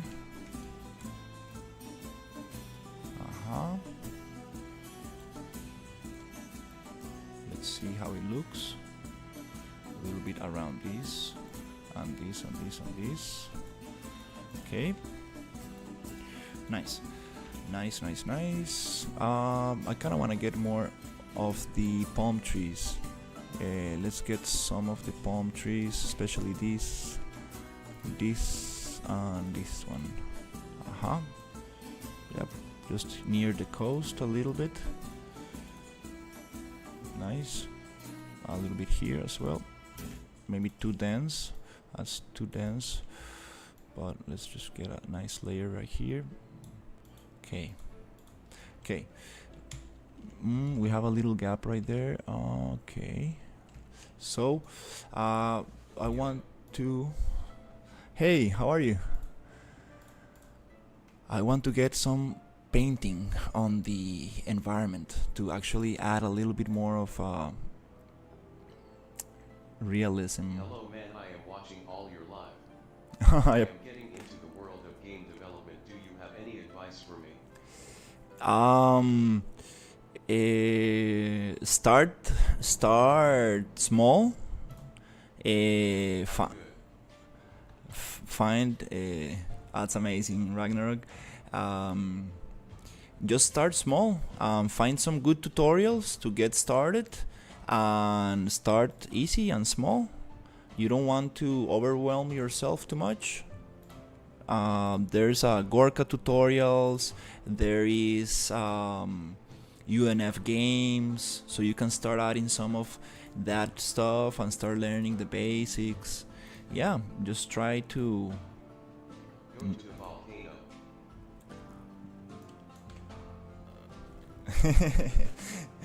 the volcano caves, and then inside the caves there's a lost city inside. So that's for another story. That's another day. Now we're working on the coastal environment. Nope, not like that. Just click on the landscape for very nice and soft painting. Oops, yeah, just like this. I'm starting to learn how to use these brushes because it's very delicate and you need to be very patient. Give me that nice green on the edges. Nice. Now I want to have a super nice brown, but also just have it very softly right there, like this, underneath the houses.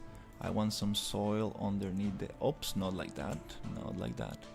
Let's go brush fall off and change a little bit the fall off to see if we can get that blending effect I'm looking for, which is 0.1, I guess. No, it's the other way around, 1. I want the most amount of fall off.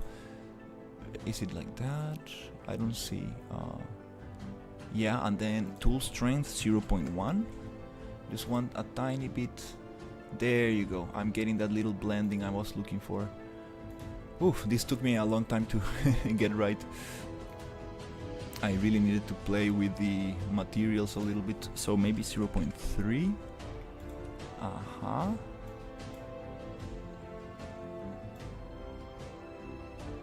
No, it's going too harsh.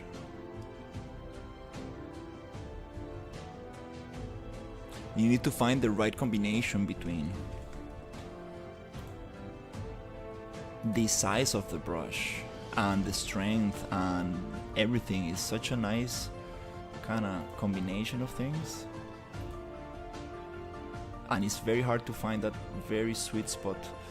But underneath the towns, I want some soil. A little bit, and I want these palm trees to be a little more lushy. It's a very light green, yellowish. I don't really like that color. It's not so realistic. Usually palm trees are super green and lush. When they get older, they do get yellowish and yellow and, you know, dried, but it's nice to get that. Okay, a little bit here to get rid of that soil. Yeah, I think this is kind of nice. I like this terrain. Okay, so this is kind of cool for now. I'm not gonna go too deep into this because I can spend all day here and I need to move on to the next zone. So also we can spawn rocks and spawn things and keep on adding details and stuff, and these treasures have nothing to do here. Actually, I'm just gonna take them off. Yeah, these treasures should not be there wide in the open. Okay, so I'm going to go back to this material, which is the palm tree material, and see what's the material I mean they're using. Let's see if we can actually find the material for these palm trees. So let's find the palm tree. static mesh.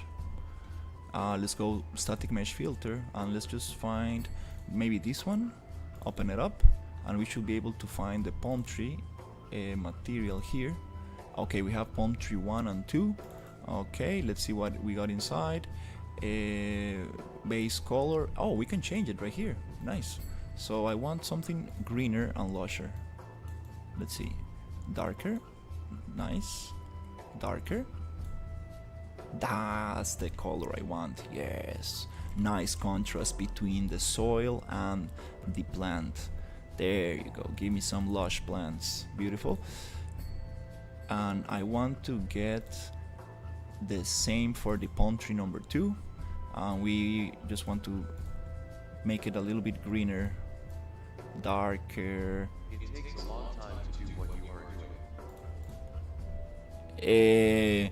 Yeah, I mean, yeah, you need to be very passionate about it.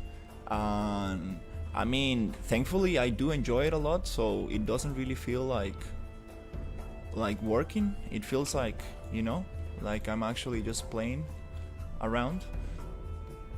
Okay, cool. So now we have some kind of town with some kind of vegetation. Let's just walk around and see how it feels.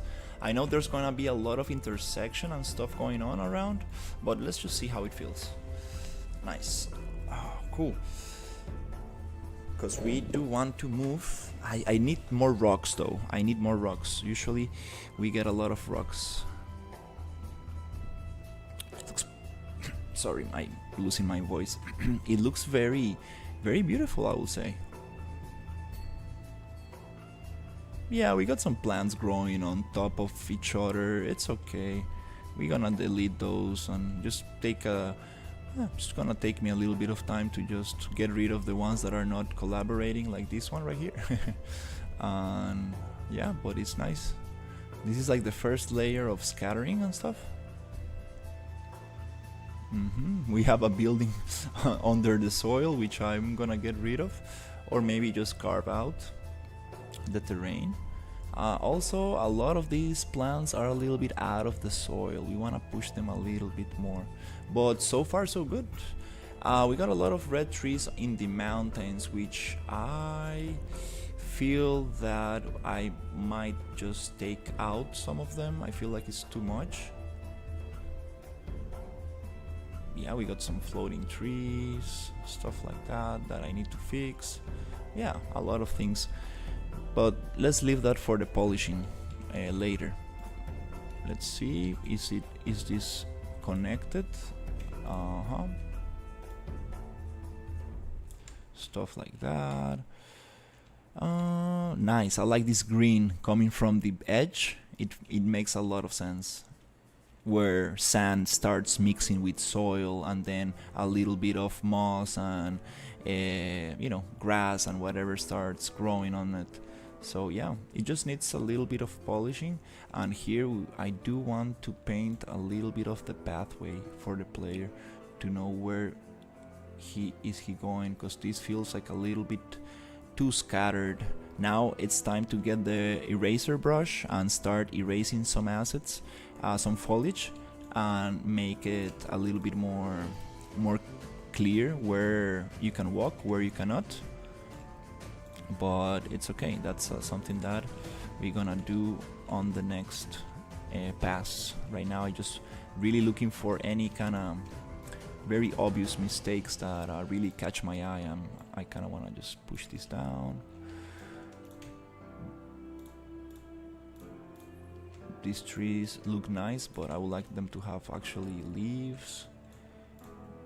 These like these are the ones that grow on the water, near the water. They don't really make sense here in the sand. They actually like to be always in the water, but it's okay.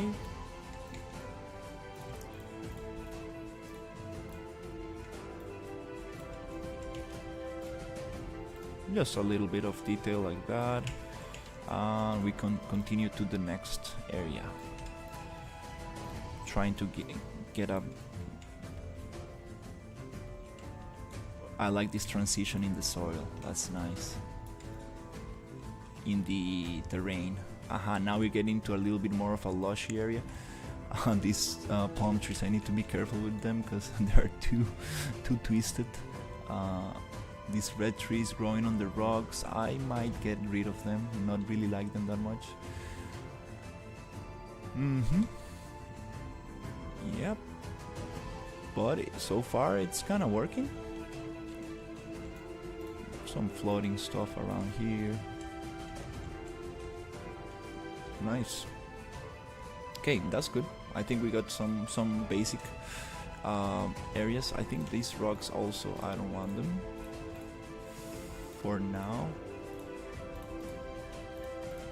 And then we can actually work on the underwater areas, which is super cool. Yeah, I think that's kind of nice for now.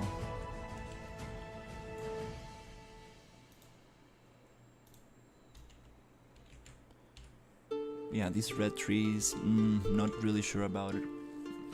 But yeah, we got some of the coastal town going. Nice. Now we can put some shapes and stuff, but I'm gonna leave it here because that's a nice kind of first layer. I kind of want to get a spline and just draw a little path, like a little path of wood on the floor. And that will look very nice. Yeah, we can actually add vegetation, bigger trees on the mountains and stuff. That'll be very cool. And this cave, I don't know what it's going to have, but maybe we can make something interesting there. So yeah. Also, we have some other caves here that I need to work on. And then here we have another gap, which maybe we can just close right now.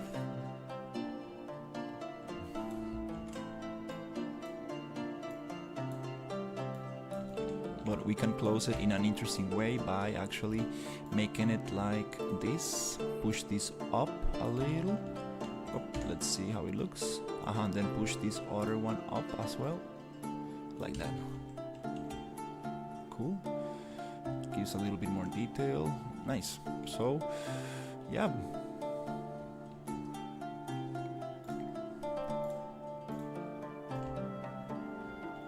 We can also like populate a little bit here and here. Let's see, what is this? Oops. Here's where the terrain ends. I kind of need to just modify this super quickly.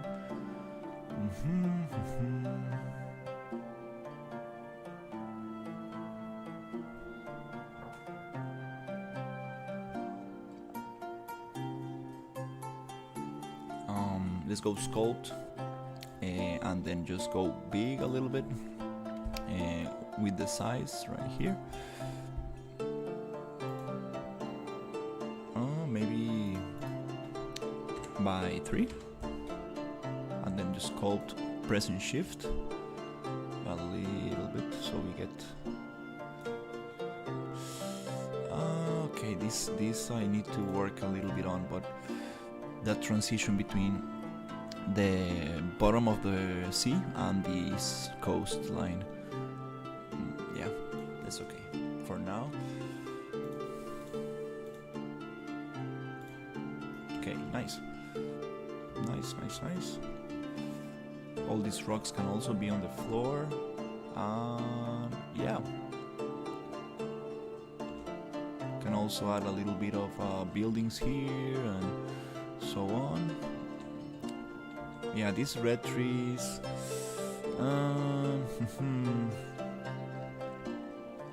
Not really. I like them, but not the color. Now that I think about the color, is there a way to just change that color for something else? Maybe. I think it will look nice. Let's find out this material and let's copy it to make a copy, and then on the original one I kinda wanna just leave color overlay. I think they got this already set up. So let's try it. Yeah, let's see if we can actually get these leaves to look different. Maybe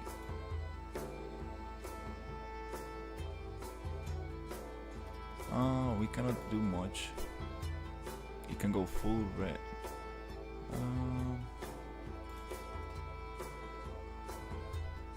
I see.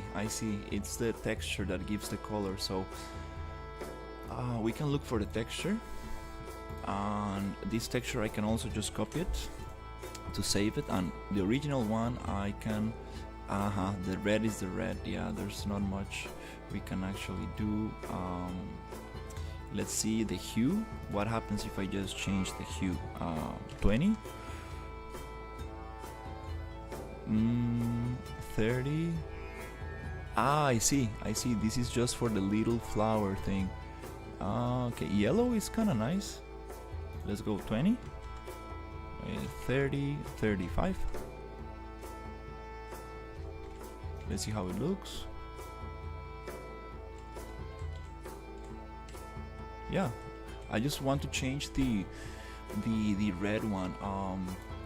Let's think about it. Where can I change the red color? Is it the base tree? Parent? No, that's the parent of the whole thing. Leaf texture.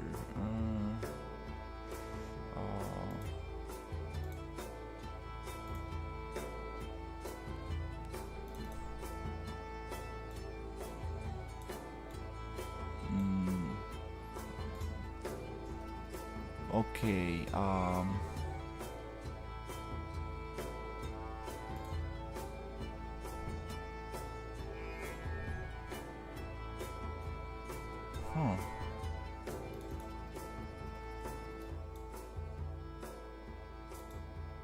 frosting color. What is this? There you go. It's frosting color. Okay, let's make them more tropical. Let's see if we can find something. Maybe a little bit not so saturated. Let's go darker. Okay, it's kind of cool. Yep, like this.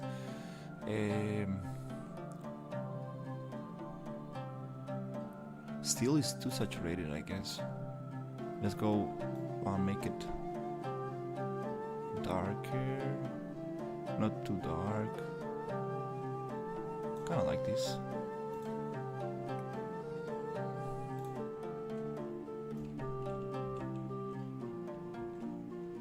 Feels a little bit more integrated, because that red tree, so yeah, it was too much contrast. I think this is nice. Okay, nice. A lot to learn from these materials, actually. Very nice how they set it up. This vegetation, the Cinti Polygon Studios, very cool stuff. A lot to learn from them. Okay, nice. Okay, I like this. Now it looks a little bit more integrated. Very cool. Okay, this cave, I kind of wanna just get some of these assets and just push them a little bit further away, because the cave looks way too opened and it's a little bit... Let's try to push it a little bit like this, a little bit deeper inside.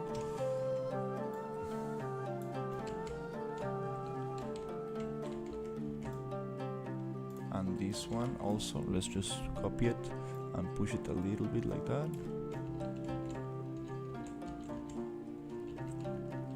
And I don't know, what is this? Is it the landscape? Oh, nice. So yeah, I'm just gonna put it like this, something like that.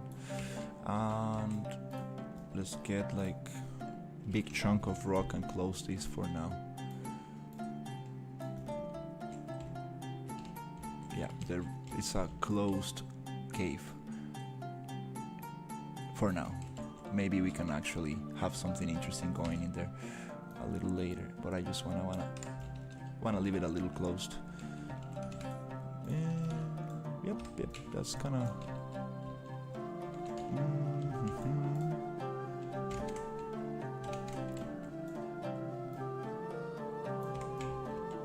there's some kind of plane here. What is this plane?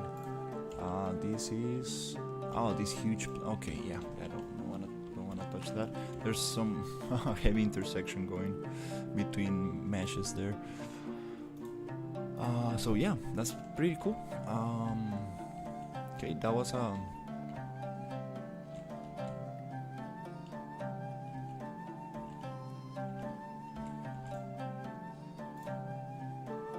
you know, like, let's just paint a little bit more foliage now that we are here. Kind of like, yeah, just might as well just paint over a little bit, a little. Oh no, let me get the palm trees off. Yeah, we don't want the palm trees right now. We just want the grass and the flowers, the bushes, and stuff like that, to just get a little bit more here, so it doesn't feel like they're by themselves. A little bit here, just to add a little. Nice. And also on this area, just add a little bit.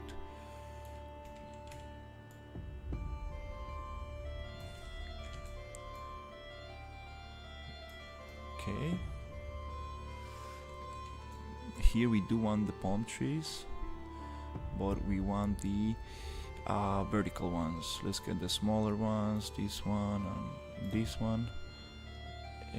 Yeah, and maybe these little ones as well. And I like these ones.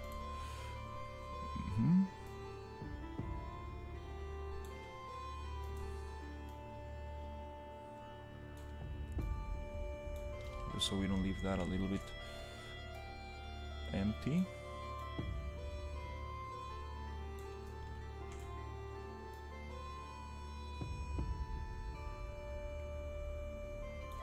Okay, here I do want the brush to be bigger. Let's see, brush, let's go 2000.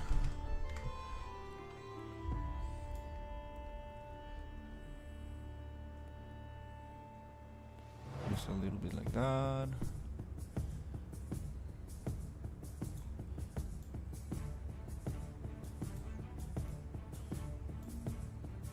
Just as a placeholder, because this is a very big area that we need to like fill in with something else, but for now I think it's kind of nice to have some trees growing in there. Nice. Okay, cool.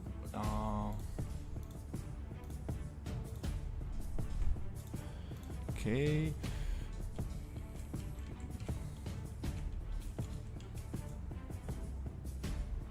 Okay, let's just give it a quick play and see how it looks from the player perspective. And then let's see the map. Okay, coastal village, we got the first pass. The lost city also, we got a first pass. Desolated battlefield, forgotten city, ruined city. Okay, the ruined city. I think it's being worked now. And overgrown temple, mysterious well, plagued village. Okay.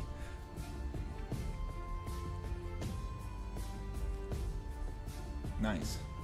This water is nice. It's moving a little bit. Maybe too much, but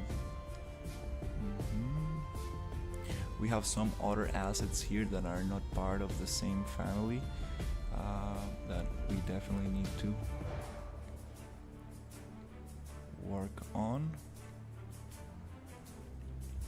Floating little starfish. If you ever see a starfish in the water, don't pull it out because it dries up. Leave it in the water. Poor starfish, nobody knows how they work. Nice. So, yep. Let's just see. These ones I'm gonna get rid of. Also these ones. Nice torches, we can definitely add torches and stuff. These ones, yeah, it's okay. I'm just gonna leave them for now. And here a little shell looks kind of cool. I can paint those with foliage tools also when I'm getting into the underwater environments. I will add a little bit of this seaweed and everything. That's super cool. So let's just try to drop it a little bit. Okay, the collisions are not.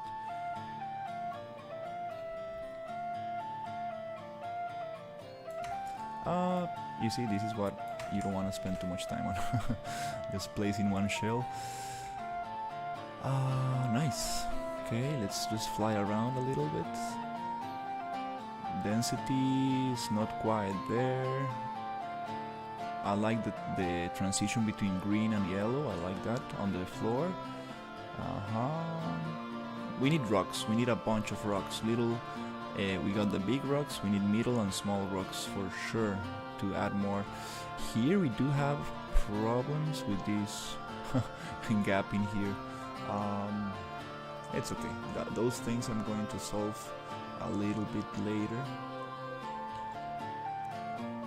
This looks kind of cool.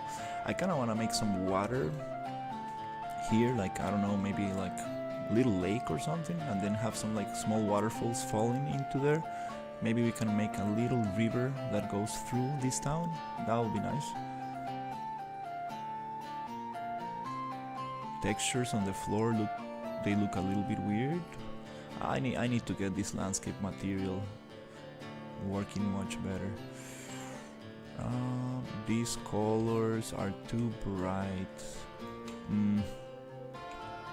It's okay, I'm gonna change that eventually. Yep.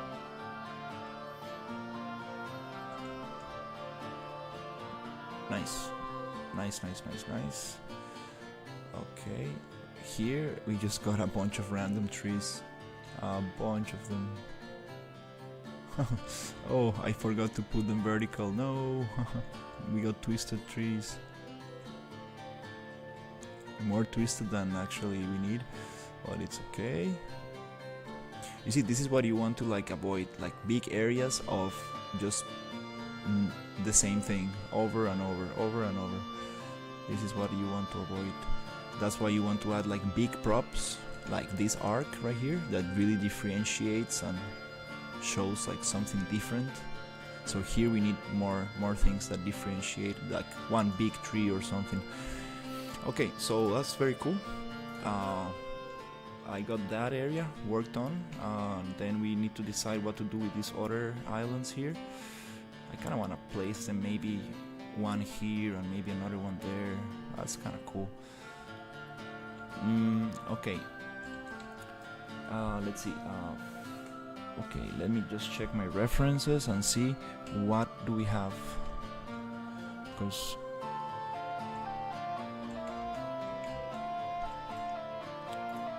let's just hide this. Big Dragon Island. Nice. It's time to change the thumbnail for these videos. Oh my god, I've been using the same thumbnail for years. It's time to actually make some new beautiful thumbnail. Let's see, what can we do? Okay. Let me just check super quickly.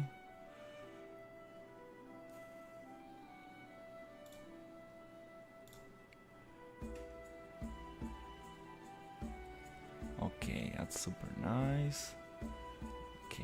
Okay. Let's see. Where's my...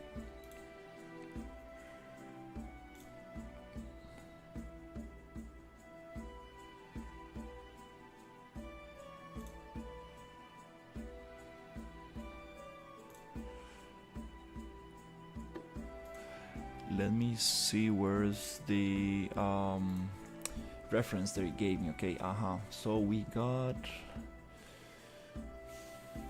Okay, okay, let me see what areas do I have actually here.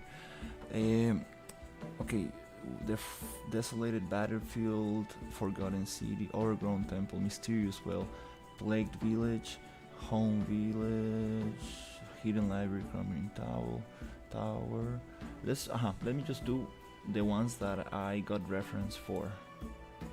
So we have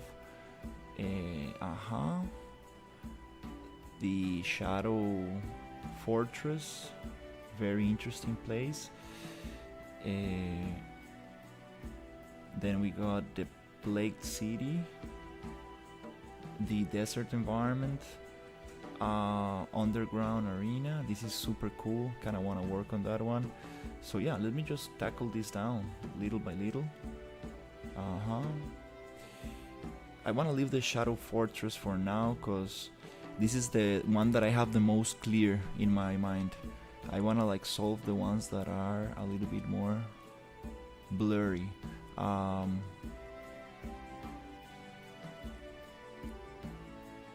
And I think that I kind of want to change biomes and do something like the desert biome.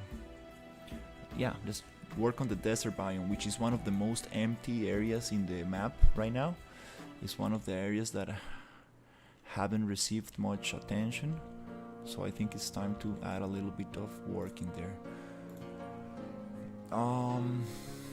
I want to activate all my foliage, my PCGs, so let's just add a little bit right there.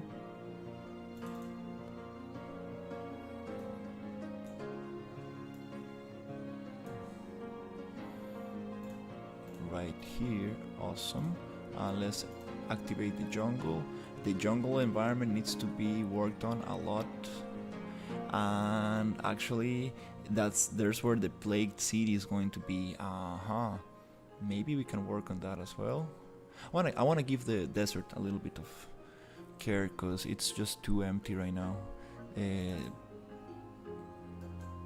Just trying to cover up some of the areas so it doesn't feel empty everywhere. I mean, so we do have some like starting props on most of the island. Let's see. This PCG biome, the orange forest, I need to switch it up today. I got the green forest, so we're gonna just copy that and change it for an orange forest. I need to decide what. And the swamp environment. Nice. Is this the vine? Okay, no, this is not what I needed to open. Okay, the computer is calculating all the foliage that is going to be spawned by the PCG graph. So here,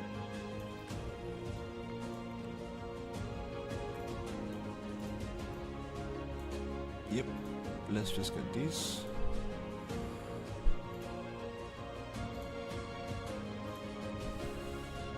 Okay, give it a second.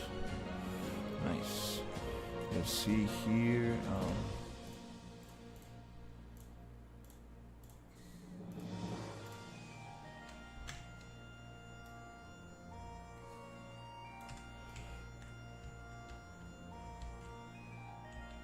Okay, let's see what we got. I thought this was filled already. No? Okay, yeah, because we moved some rocks around. Yeah, totally forgot. So here we're gonna have some interesting areas. First, I want to tackle the ones that I got reference for, and then we will continue with the rest. I want to tackle. Oh, this jungle is too. Oh my god, no. We need to like really. I like how dense it is, but definitely some of these trees are definitely not gonna make it. We need to change them. The trunk is kind of nice, but not the leaves. Maybe we can get some variation for that. Roar, the jaguar, so nice. Definitely need to see what's going to happen with that.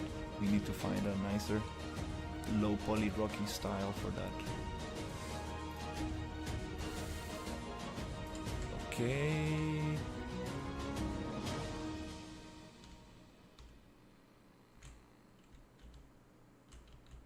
What? Oh, we got a tree just spawned right in there. Oh. Oh yeah, cause I changed the density. Yeah.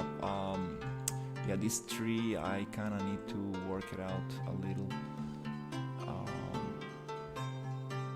Yeah, this whole jungle environment needs some serious work. Thankfully, I got some nice reference for it. Okay, we got this other one, and yeah, let's work a little bit on the desert biome. I think this is what it's been a little bit left behind. Just want to give it a quick kind of pass, and then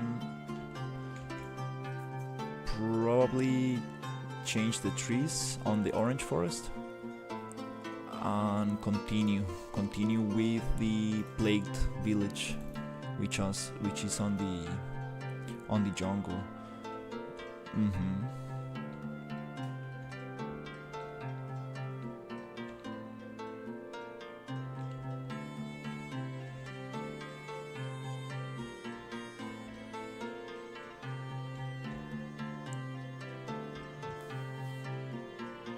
Maybe we need to cut out some trees here. It's getting too dark. Yeah, this forest is way too dense. Yeah, it's too dense.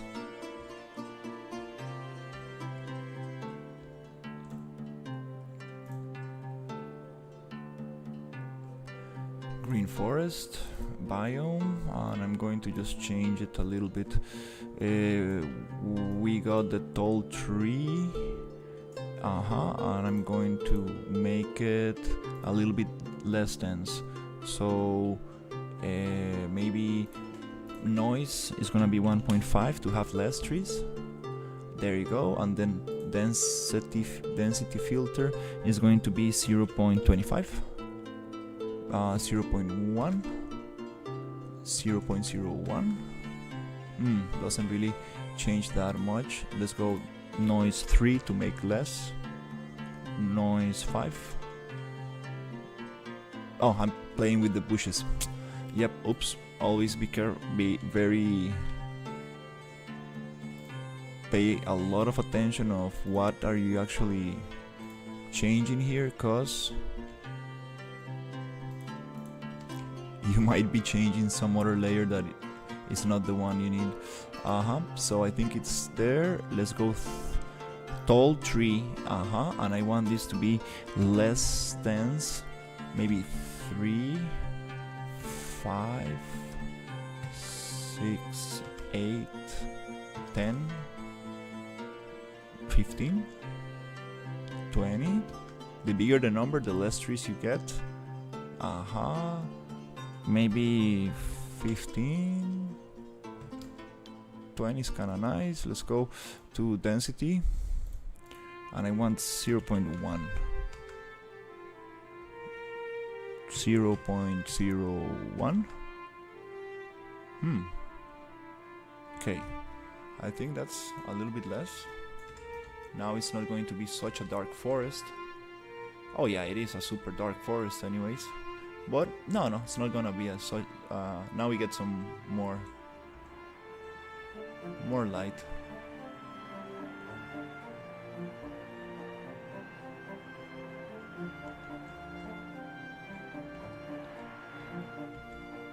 That's a little bit nicer. I'm sorry for the construction noises. Hopefully they're not too loud. And let's get the trunks. These trunks are too big. Let's go transform, scale, and get them a little bit smaller. 0.2. That's a little bit too small. 0.3. 0.5. That's okay. Maybe the seed, we can move them around a little. Whoa.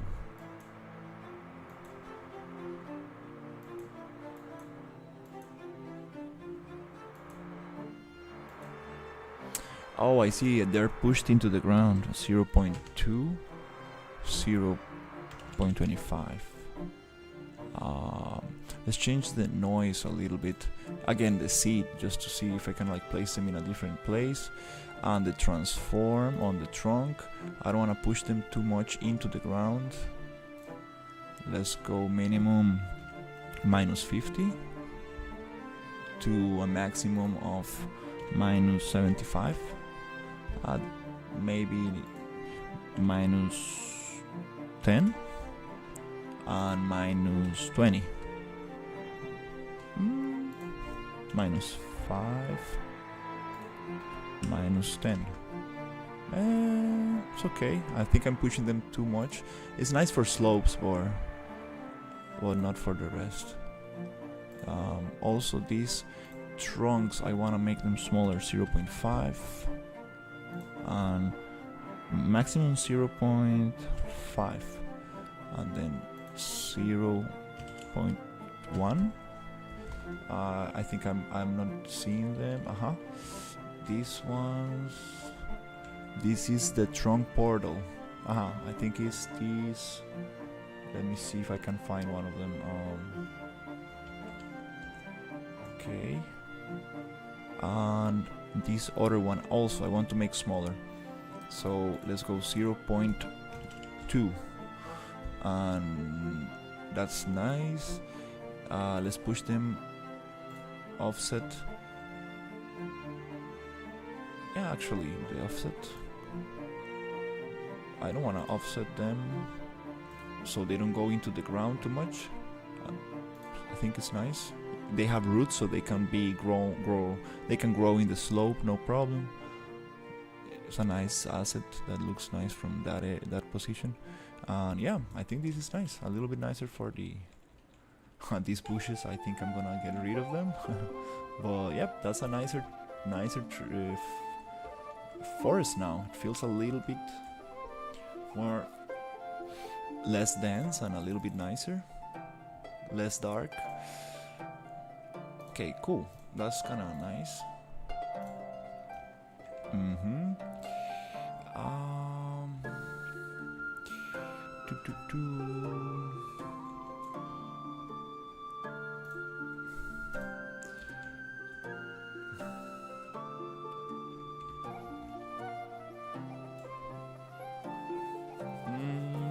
I'm thinking about the desert. Okay, we want some like very high cliffs of rocks around this area. So should I use the burn forest river rocks spline thing, PCG river rocks? I think we can just spawn some nice cliffs around here. Or I can use the other spline tool and just spawn some things and then delete the spline. Maybe that's a good way to do it.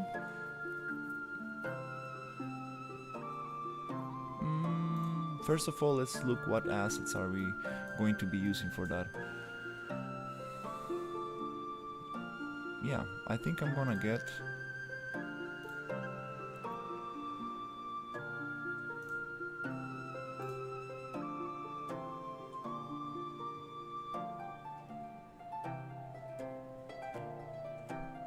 oh yes, that's what I like. Oh yeah, we got some cactuses. Let's see them. Oh, beautiful. Let's push them a little bit closer and see what do we have here. Nice. Okay, let's just check the assets we got. Okay, 1 cactuses.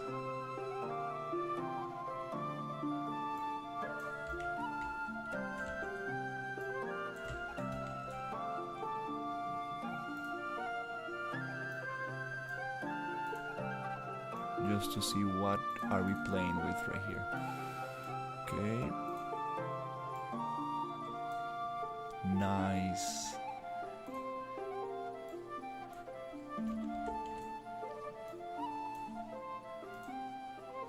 Let's just make an overlay and see what. Okay, we have a lot of the same, which are these kind of shapes, but nice variations to fill in the gaps. Unfortunately, we don't have many of those flowered ones, which are super nice. We have some dry grass. Oh, those shrubs are super nice. We have some mines. Also, we can do the connection to the other mines. That's amazing. We got some dry grass here, which is the same grass, it's just different color. We got the mine assets. Nice. We can create some nice mines. Okay, this is great. Oh, we got some rocks. Okay, here we got the rocks. Let's see. Oh, we do have some. Not the same foliage that comes with most of the other packs. Okay. Oh, okay, they do. Okay, we do have some interesting rocks in here. And foliage. Let's see, what is this kind of. It's more of a bush kind of thing. That's interesting. A little bit more of a thicker bush. I like this. It's not sharp on the edges. Okay, let's see. Let's push it like this. Okay, I like this.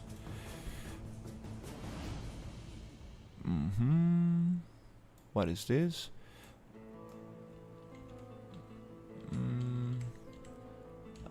No. This is more of a. No. I like this little tree stump. Okay, I like that. This one on the floor, that's perfect. What else we have? Dry little pine trees. This is very cool. Still a little bit too low poly. Some green grass. Okay. What else? I've seen those. Okay. The spikes. Oh, we have more of these, but inside a little. Those are nice. Okay. Maybe not exactly what we need, but those are nice. Let me check. TNT barrels, that's super cool. Okay, yep, and a lot of mine things. Okay, that's super cool. I like the mine assets a lot because we do need it. Here is gonna be very interesting because we are going to go through the landscape. I've never done this before, making a hole on the landscape to push through and go through these other mines. So we're gonna connect those mines, and this is one of the first little biomes I made in this island, this little cave. So I'm going to go through here and connect those. Oops. Yeah, I'm gonna go through here and connect here. I'm on the vertical stream. Hey Frank, what's up? Yeah, I need to have a little message or something that plays and tells people that there's a horizontal one. I forget doing that. There's a lot of people asking me like, hey, why is it vertical? I don't get it. But nonetheless, it's a very nice way to get people interested on the stream. I'm going to be working on the desert environment, and I want to just get a better understanding of what assets do I have for this, because I do have some very cool rocks that I want to use, and I have other ones that are from another asset pack that might go well with this. Just making a little overlay to see what works and how I'm going to approach this construction.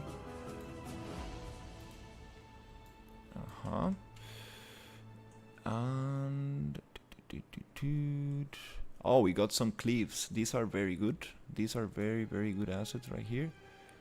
Okay, let me just place them a little bit here, trying to pick up all the pieces that I'm going to be using. These are very small. These are very small rocks. You need to take in consideration the scale also, because you don't want to be scaling very small assets too much, because then things get start looking weird a little. But that's kind of nice. So let's check the cliffs. I got this cliff right here. Oh, they're super small. Let's see.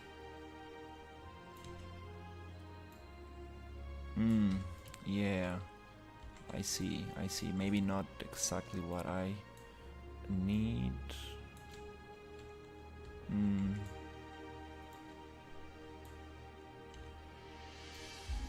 Oops. Yep, I think this is not exactly what is going to work. Maybe for some areas we can have this, but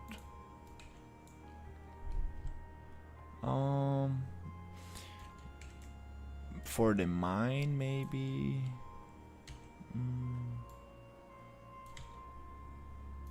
Because we cannot scale this too much. I'd rather just use big rocks and create some cliffs. That doesn't really. We have this other one, which is kind of like I still yeah, they're meant to be tiny, I guess, because if I push them too much, maybe you can make paint or something atop to make it look sandy. yeah, one way it's using PCG to spawn other rocks on top of this formation. That could be a nice solution to have this kind of thing, but for some reason I'm not a big fan of these kind of closed assets.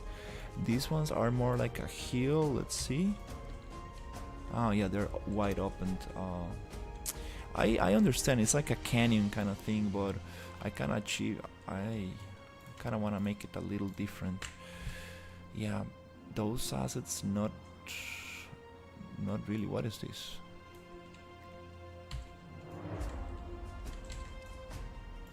Just a little block. Oh, it's a brick. Oh, okay. I'm like, okay. We have this one, which is kind of nice. The entrance of a little kind of mining kind of cave.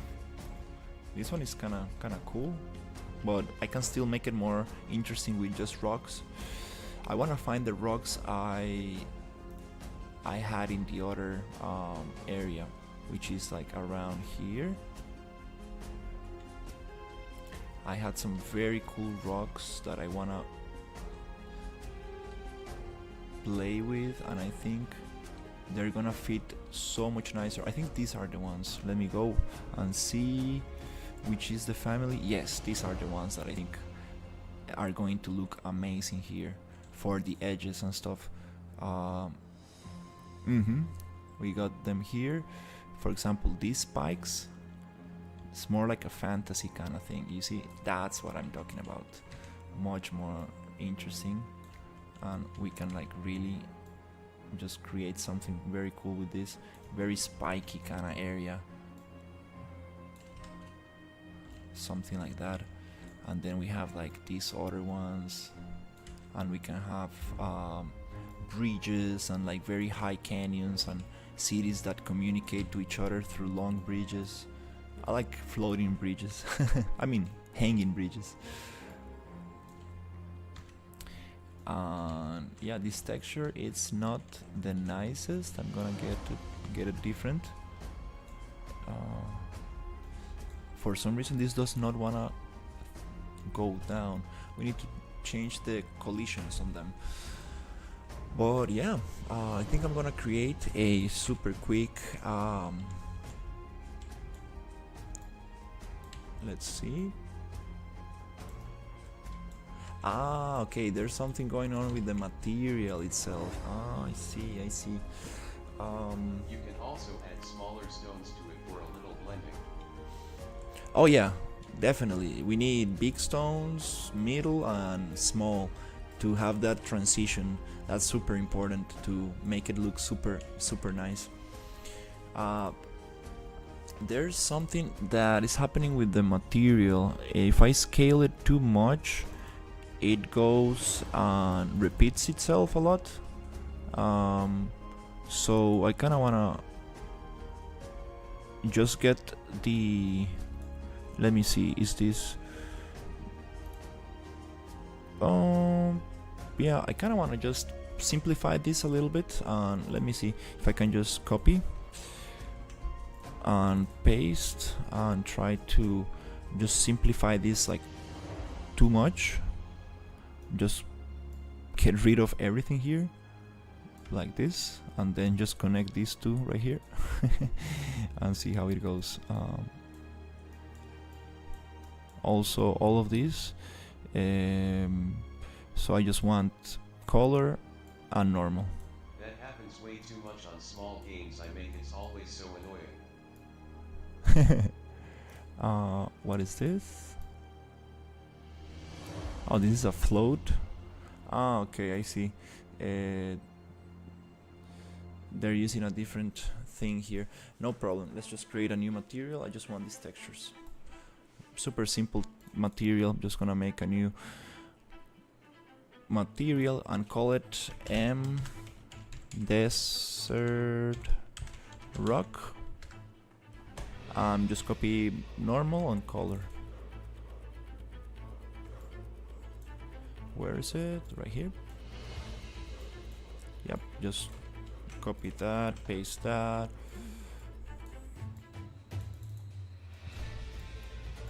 Yep, put it here.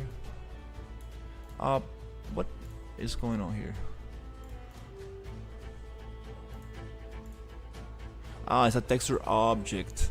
Yeah, it's a texture object. Yep, totally get it. This is used to be, this uses triplanar. You do texture objects to be used with triplanar, so we do need to find the little texture itself and use it just like that.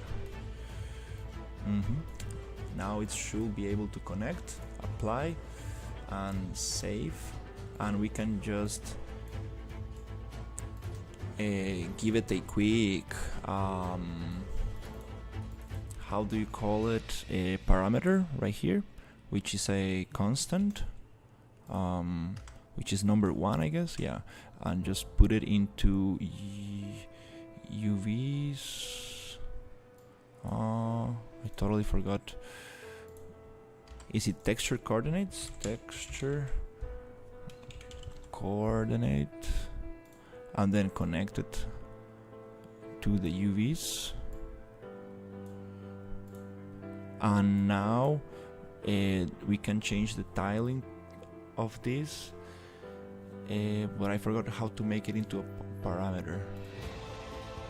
Can we right click, start preview, enable real time? Okay, got a little disconnected.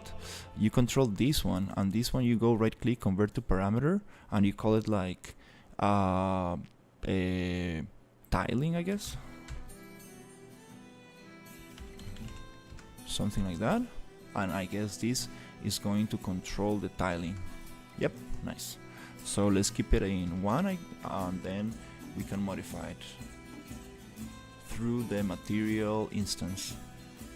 Okay, so let's look for this material and then create an instance.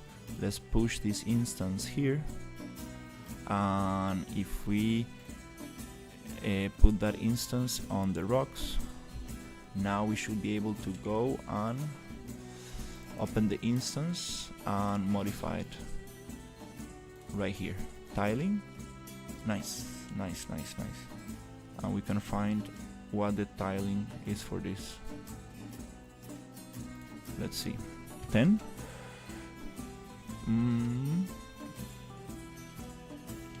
Is it too small? Let's see, 0.1. 1, 2, 3.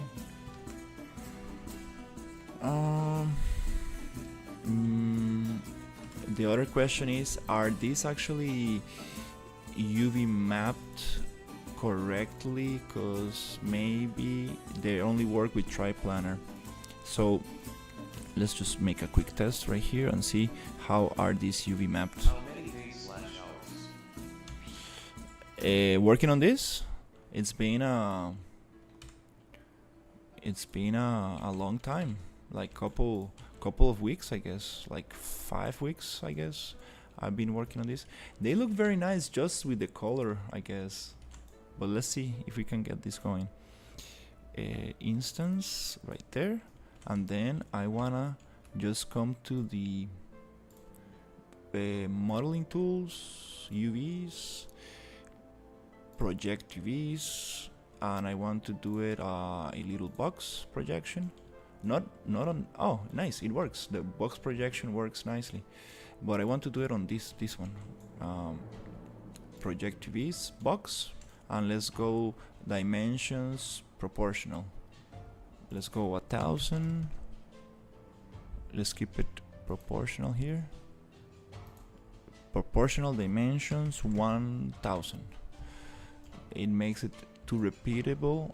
Oh, that's kinda okay. There you go. Now we got getting the texture, so that's cool. Now we get in the same issue, but if we go to the material and start doing this bigger or smaller, there you go. Now we're getting some textures going.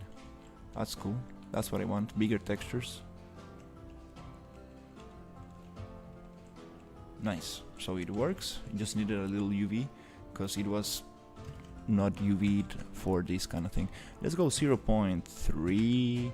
That looks kind of interesting. Yep, doesn't feel too much doesn't feel like too much repetition. Kind of like this. Cool. Nice.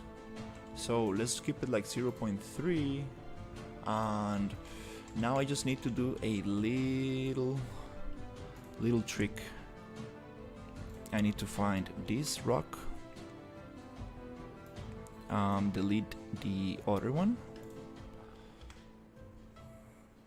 which is a copy, and I just need to UV map this a little bit to the thing. So we can modify the original, but we don't need to use all of them. I guess I'm just going to do it for the ones I want to use without touching the original. I guess that's the best way. Yeah, just choose whatever rocks I like, because we do have some cliffs on here and some interesting rocks I cannot use. I want to use for this. Yeah, with these rocks we can really build something very cool. So yeah, it's almost 4 p.m. I think I'm gonna just take a break. I just wanted to really figure this out before I went, before I had my break. So super great. We're gonna make some interesting desert environment, which is something that I really wanted to do. And the little cave, I want to connect those caves, make this mining environment. This is gonna be very fun. Very excited about this. Just one little thing before I go. I wanna check. I appreciate it. I wanna see these orange trees, because we wanna change these orange trees for something different. Let's see.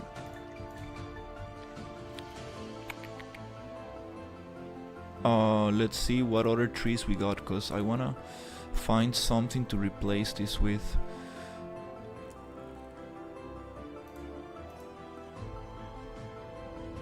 It's we got new mushrooms. That's amazing.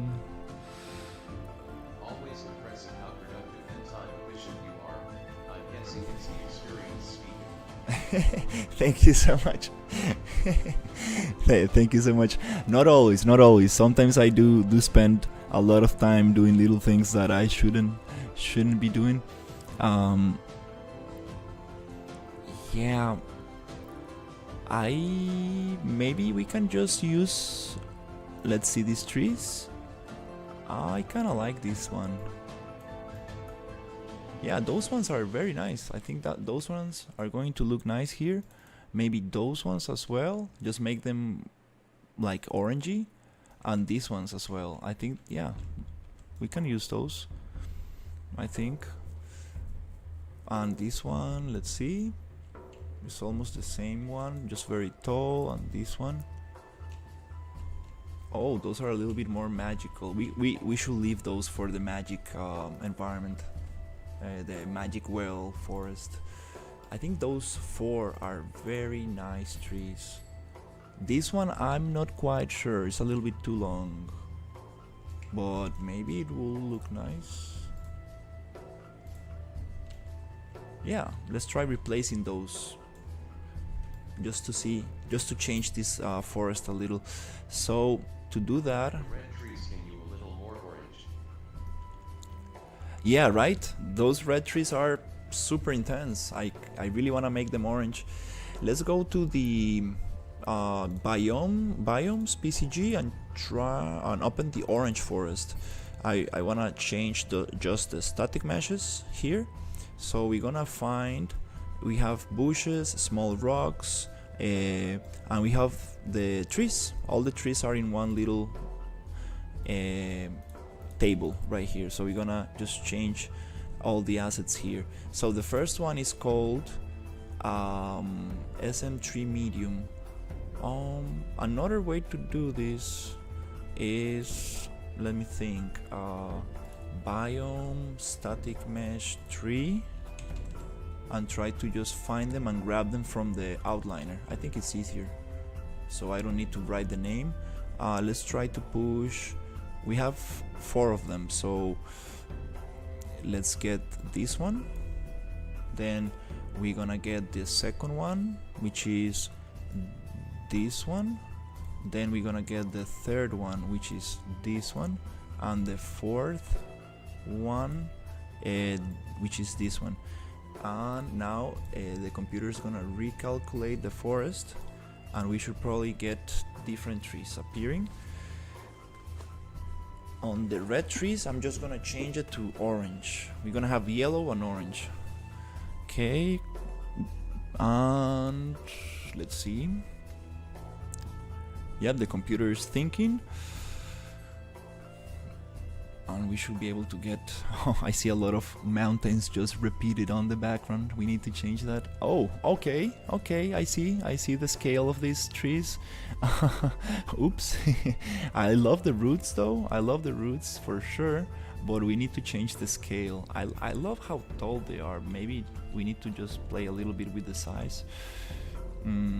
Okay, let's change the color of the tree, cause it's too red.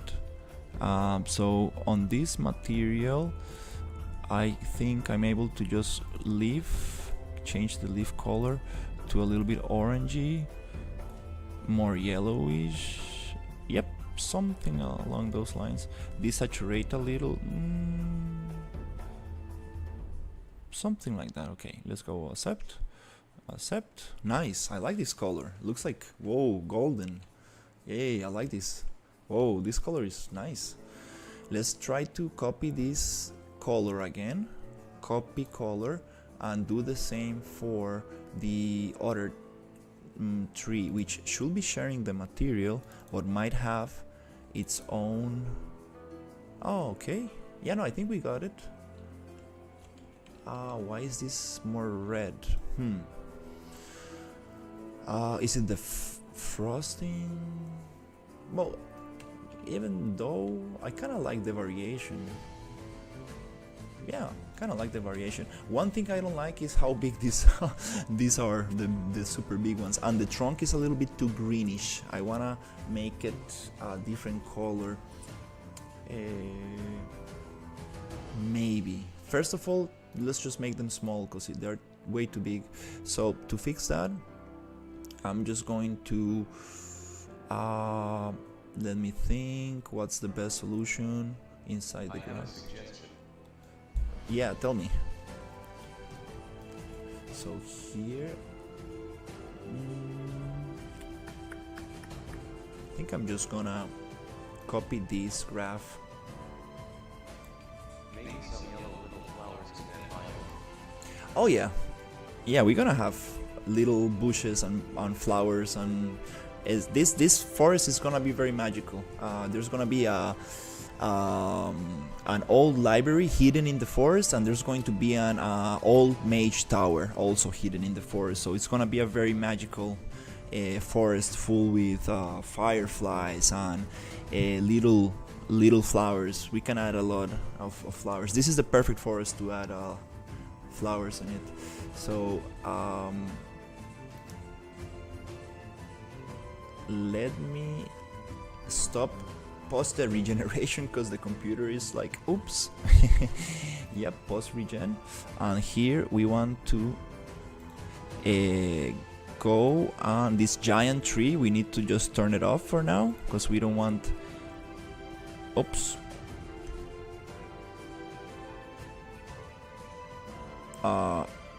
Oops, this giant tree descriptor, there you go, static mesh reset. Okay, now we are gonna control this giant tree through this other node, and we're gonna turn off all the other ones. Yep, we're gonna turn off all the other nodes, all the other spawners, so it just spawns the super big one. And let me just change the colors a little bit to a little bit more orangey. And this one, let's keep it like yellow, a little bit more yellow, like just to differentiate a little. And I'm gonna name it like tall tree. This is going to be the tallest tree in the forest. And this one, I just wanna connect it right here. And now let's play with the height of this. Let's make it a little bit smaller because it goes from scale minimum 3 to 5. So let me think about a good scale. Let's go 1 to 2. So now we can regenerate and see how it looks.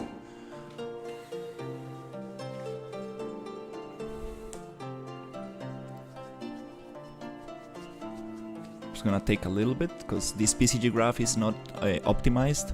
I need to change it to spline based, so they only spawn inside the drone, the splines, instead of spawning all over the volume.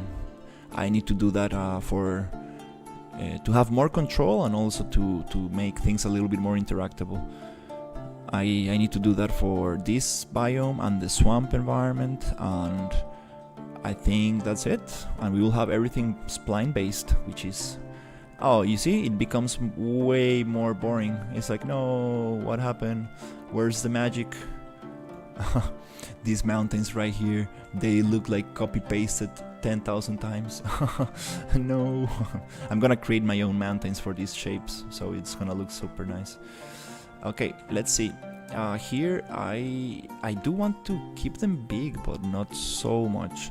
Let's just pause regeneration and make them 3 as minimum and 3.5. I think that's closer to what we had, but not so much.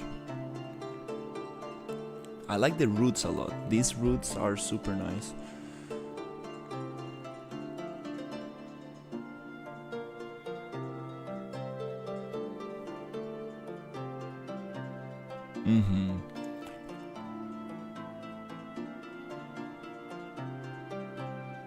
Yeah, I think I'm gonna... It doesn't take that long to recalculate, but it's much more efficient with the other graph I got. You can really like work a little bit faster and reiterate much faster. This is probably not the best way, because it needs to calculate the whole volume and cut out whatever is inside the spline. So it's a little bit the opposite way of working. Okay, this is kind of nice. This is kind of cool. I like this. The density of these big trees, I kind of like it, but should we make it less? I believe it's kind of nice. 2 trees growing right next to each other. Procedural mistakes. I need to watch some tutorials because I do need to learn some things for trees not to spawn on top of each other. There's a difference node that I need to learn how to use for this case. That way we won't have anything spawning on top of each other. That's a good way to do it.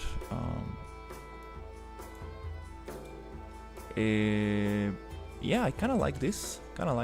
Maybe we can have more variation in the scale. So maybe instead from 3 to 3.5, we can have 2 to 3.5. Maybe 2.5 to 3. So we have some difference between the trees. Also don't want to have too much difference, because then the tall trees will start intersecting the small ones. It's gonna get messy. Yeah, let's just recalculate this one change and just play around for a second to see how things look. And I'm gonna take a little break and continue. Nice.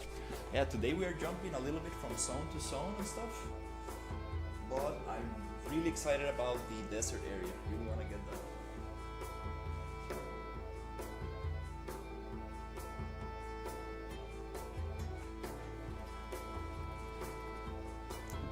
Okay, so did we got the change? I think we got the change. Yep. Okay, here I want like a super nice bridge and work on this terrain, which kind of like, oh, what happened to this? Oh, this terrain got some issues right there. I'm gonna work on that when I come back. That's what I really want to do today, just give the whole map a nice pass of detail. Because, oh, okay, let's give it a second. Okay, let's just save these changes. PCG is funny because like it recalculates, it allows you to move, and then it takes another hit on performance. Then you save, and then it works nicely. But we're gonna optimize it for sure to really get it moving nicer. Oh, we changed the color. What? They just changed color.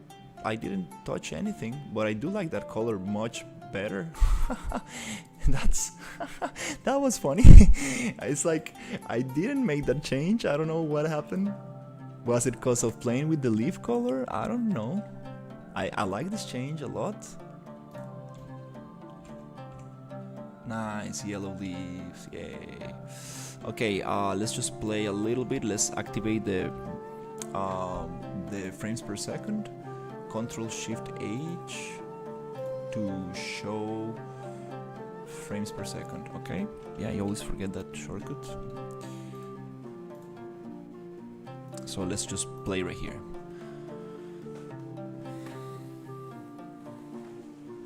Yay, I wanna make myself some coffee.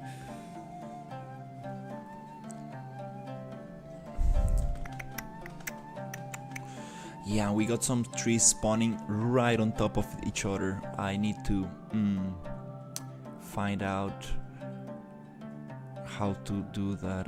It's with the difference node. We need to just tell the thing that this space, tell the graph that, well, this space is being used by another tree. Please don't spawn in here. Something like that. It's probably just a couple clicks. Oh yeah, I like this. The roots are so nice, like adding roots to the environment. Wow, that's really cool. Yeah, this forest is looking much nicer than before.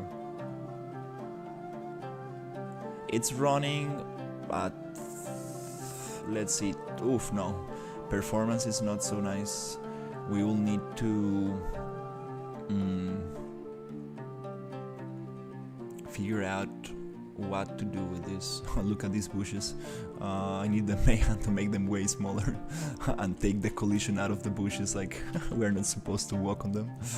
That's funny. Oh yeah, I like these trees.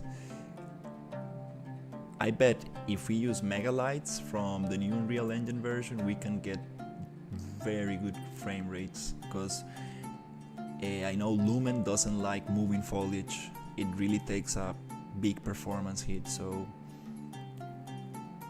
yeah, this I don't like these bushes. We need to change the bushes for sure. Um, but yeah, this is kind of cool. Oops, and the collision on the bushes.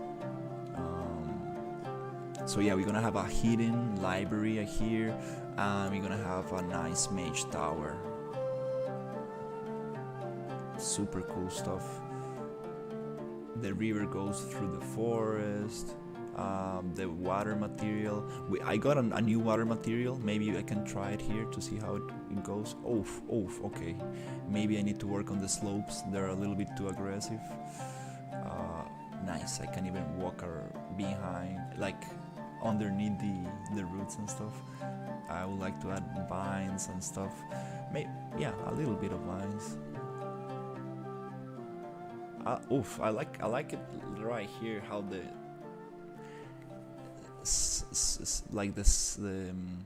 the light is shining through the leaves. I bet they have subsurface scattering. That's why my computer is like, nope, this is too much. Oh yeah, they do have subsurface scattering. Like, look how they shine just on the edge. That's so nice. Oh, we can add mushrooms growing on the trunks. That will be very cool. I think that, yeah, this looks super nice. Not very happy about the rock bushes. We need to really get rid of these blobs of geometry. Since we are doing a little bit more of leafy vegetation. Oh, the river looks very nice here. A little boggy, but this river is a little bit deep. We need more. This is perfect for adding like nice bridges in between. Oh my god, look, we have another water here. Ooh, this is super deep. This is nice, like walking in this kind of height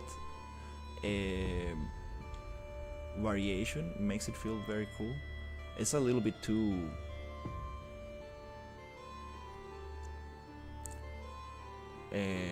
unnatural, right? Well, like we can get it like that nice spot, that nice shape of terrain. Okay, well, pretty happy. This is the power of PCG. Like, once you have the nodes, yeah, for sure. Let me just see if they're nanite or not. I believe they are. Let me just Pretty nice backpacker asset. yeah, it's all part of yeah, they're nanite. They're all of these are nanite, which is super great. But what is really killing performance is the movement of the trees and the subsurface scattering material, meaning that light can go through the leaves a little bit and you get this beautiful shine on the edges. That's subsurface scattering. It's very expensive for performance. Yeah, I love the backpack for sure. I want to make it move when the character moves, but this is not part of the of what's important now. And most likely, like, the main character in the game might not have a backpack, but it would be cool. I don't think it's gonna be like, no, I don't think he's gonna have a backpack. But it will be nice for the mug to move and everything, give it like physics and stuff.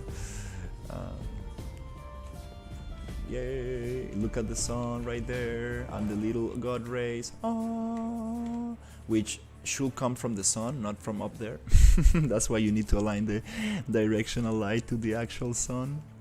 God rays are a great way to actually tell where the sun is. Yeah. Yeah, this will take a little bit of time to align properly, but because if I move this, I think that I need to think about it if I can align it properly. Yeah, so I'm gonna take a break and continue with the little desert environment, which I'm super excited about. I always like I've been like wanting to do this environment for a long time. And then let me see what else we got. We got the desert environment, the underground arena, the ruined cities being worked by another artist, which is super exciting. We have somebody else helping us with this huge open world, and the dark fortress. That's gonna be very nice. I really have this very clear in my mind how I wanna do it, so I wanna leave that for later. I wanna solve the desert and the plagued village is gonna be a village around the river in the jungle, just full of foliage, and I kinda wanna do this after the desert. The underground arena is gonna be also interesting. It's gonna be challenging, but I know I have the assets. I know very clear what I want for this, so I wanna work on the things that are probably the most challenging. So yeah, it's time to do some very interesting stuff. All right, just gonna take a little break, and here also we're gonna have some interesting like kind of cemetery, kind of like gray foggy area, like a desolated kind of, I forgot the name, desolated battlefield here with spirits and stuff. But first of all, I wanna finish the areas that I got a reference for. Yep, let's finish the areas that I got reference for, and then we can continue with the next ones. Yeah, this area will need some. This area right here will need a lot of work. Also, this little piece right here. The jungle. I know what to do with the jungle now. We're gonna change all the assets, and it's too dense. I really need to like change a lot of things around here. But yeah, that's nice. That's nice. I like the new forest. Still needs a lot of work, especially with the bushes, flowers, and stuff. But little by little, gonna get it right. I just wanted to see what trees are we going to use. Look at this little tree right there, falling apart. Nice. I will just leave it here so I remember this is what I'm going to work on, so I don't get distracted. Desert environment, and we got some very nice assets for it. Like, look at these little cactuses. This is so nice. Unfortunately, we don't have many of these flower assets. I kind of want to see if I can change the color of the flower to make it like orangey and red.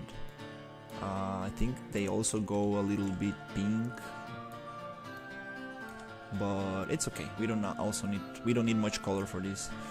Yep, we have one that is actually yellow, yeah, pinkish, nice. This tree doesn't look so nice. It's like very low poly.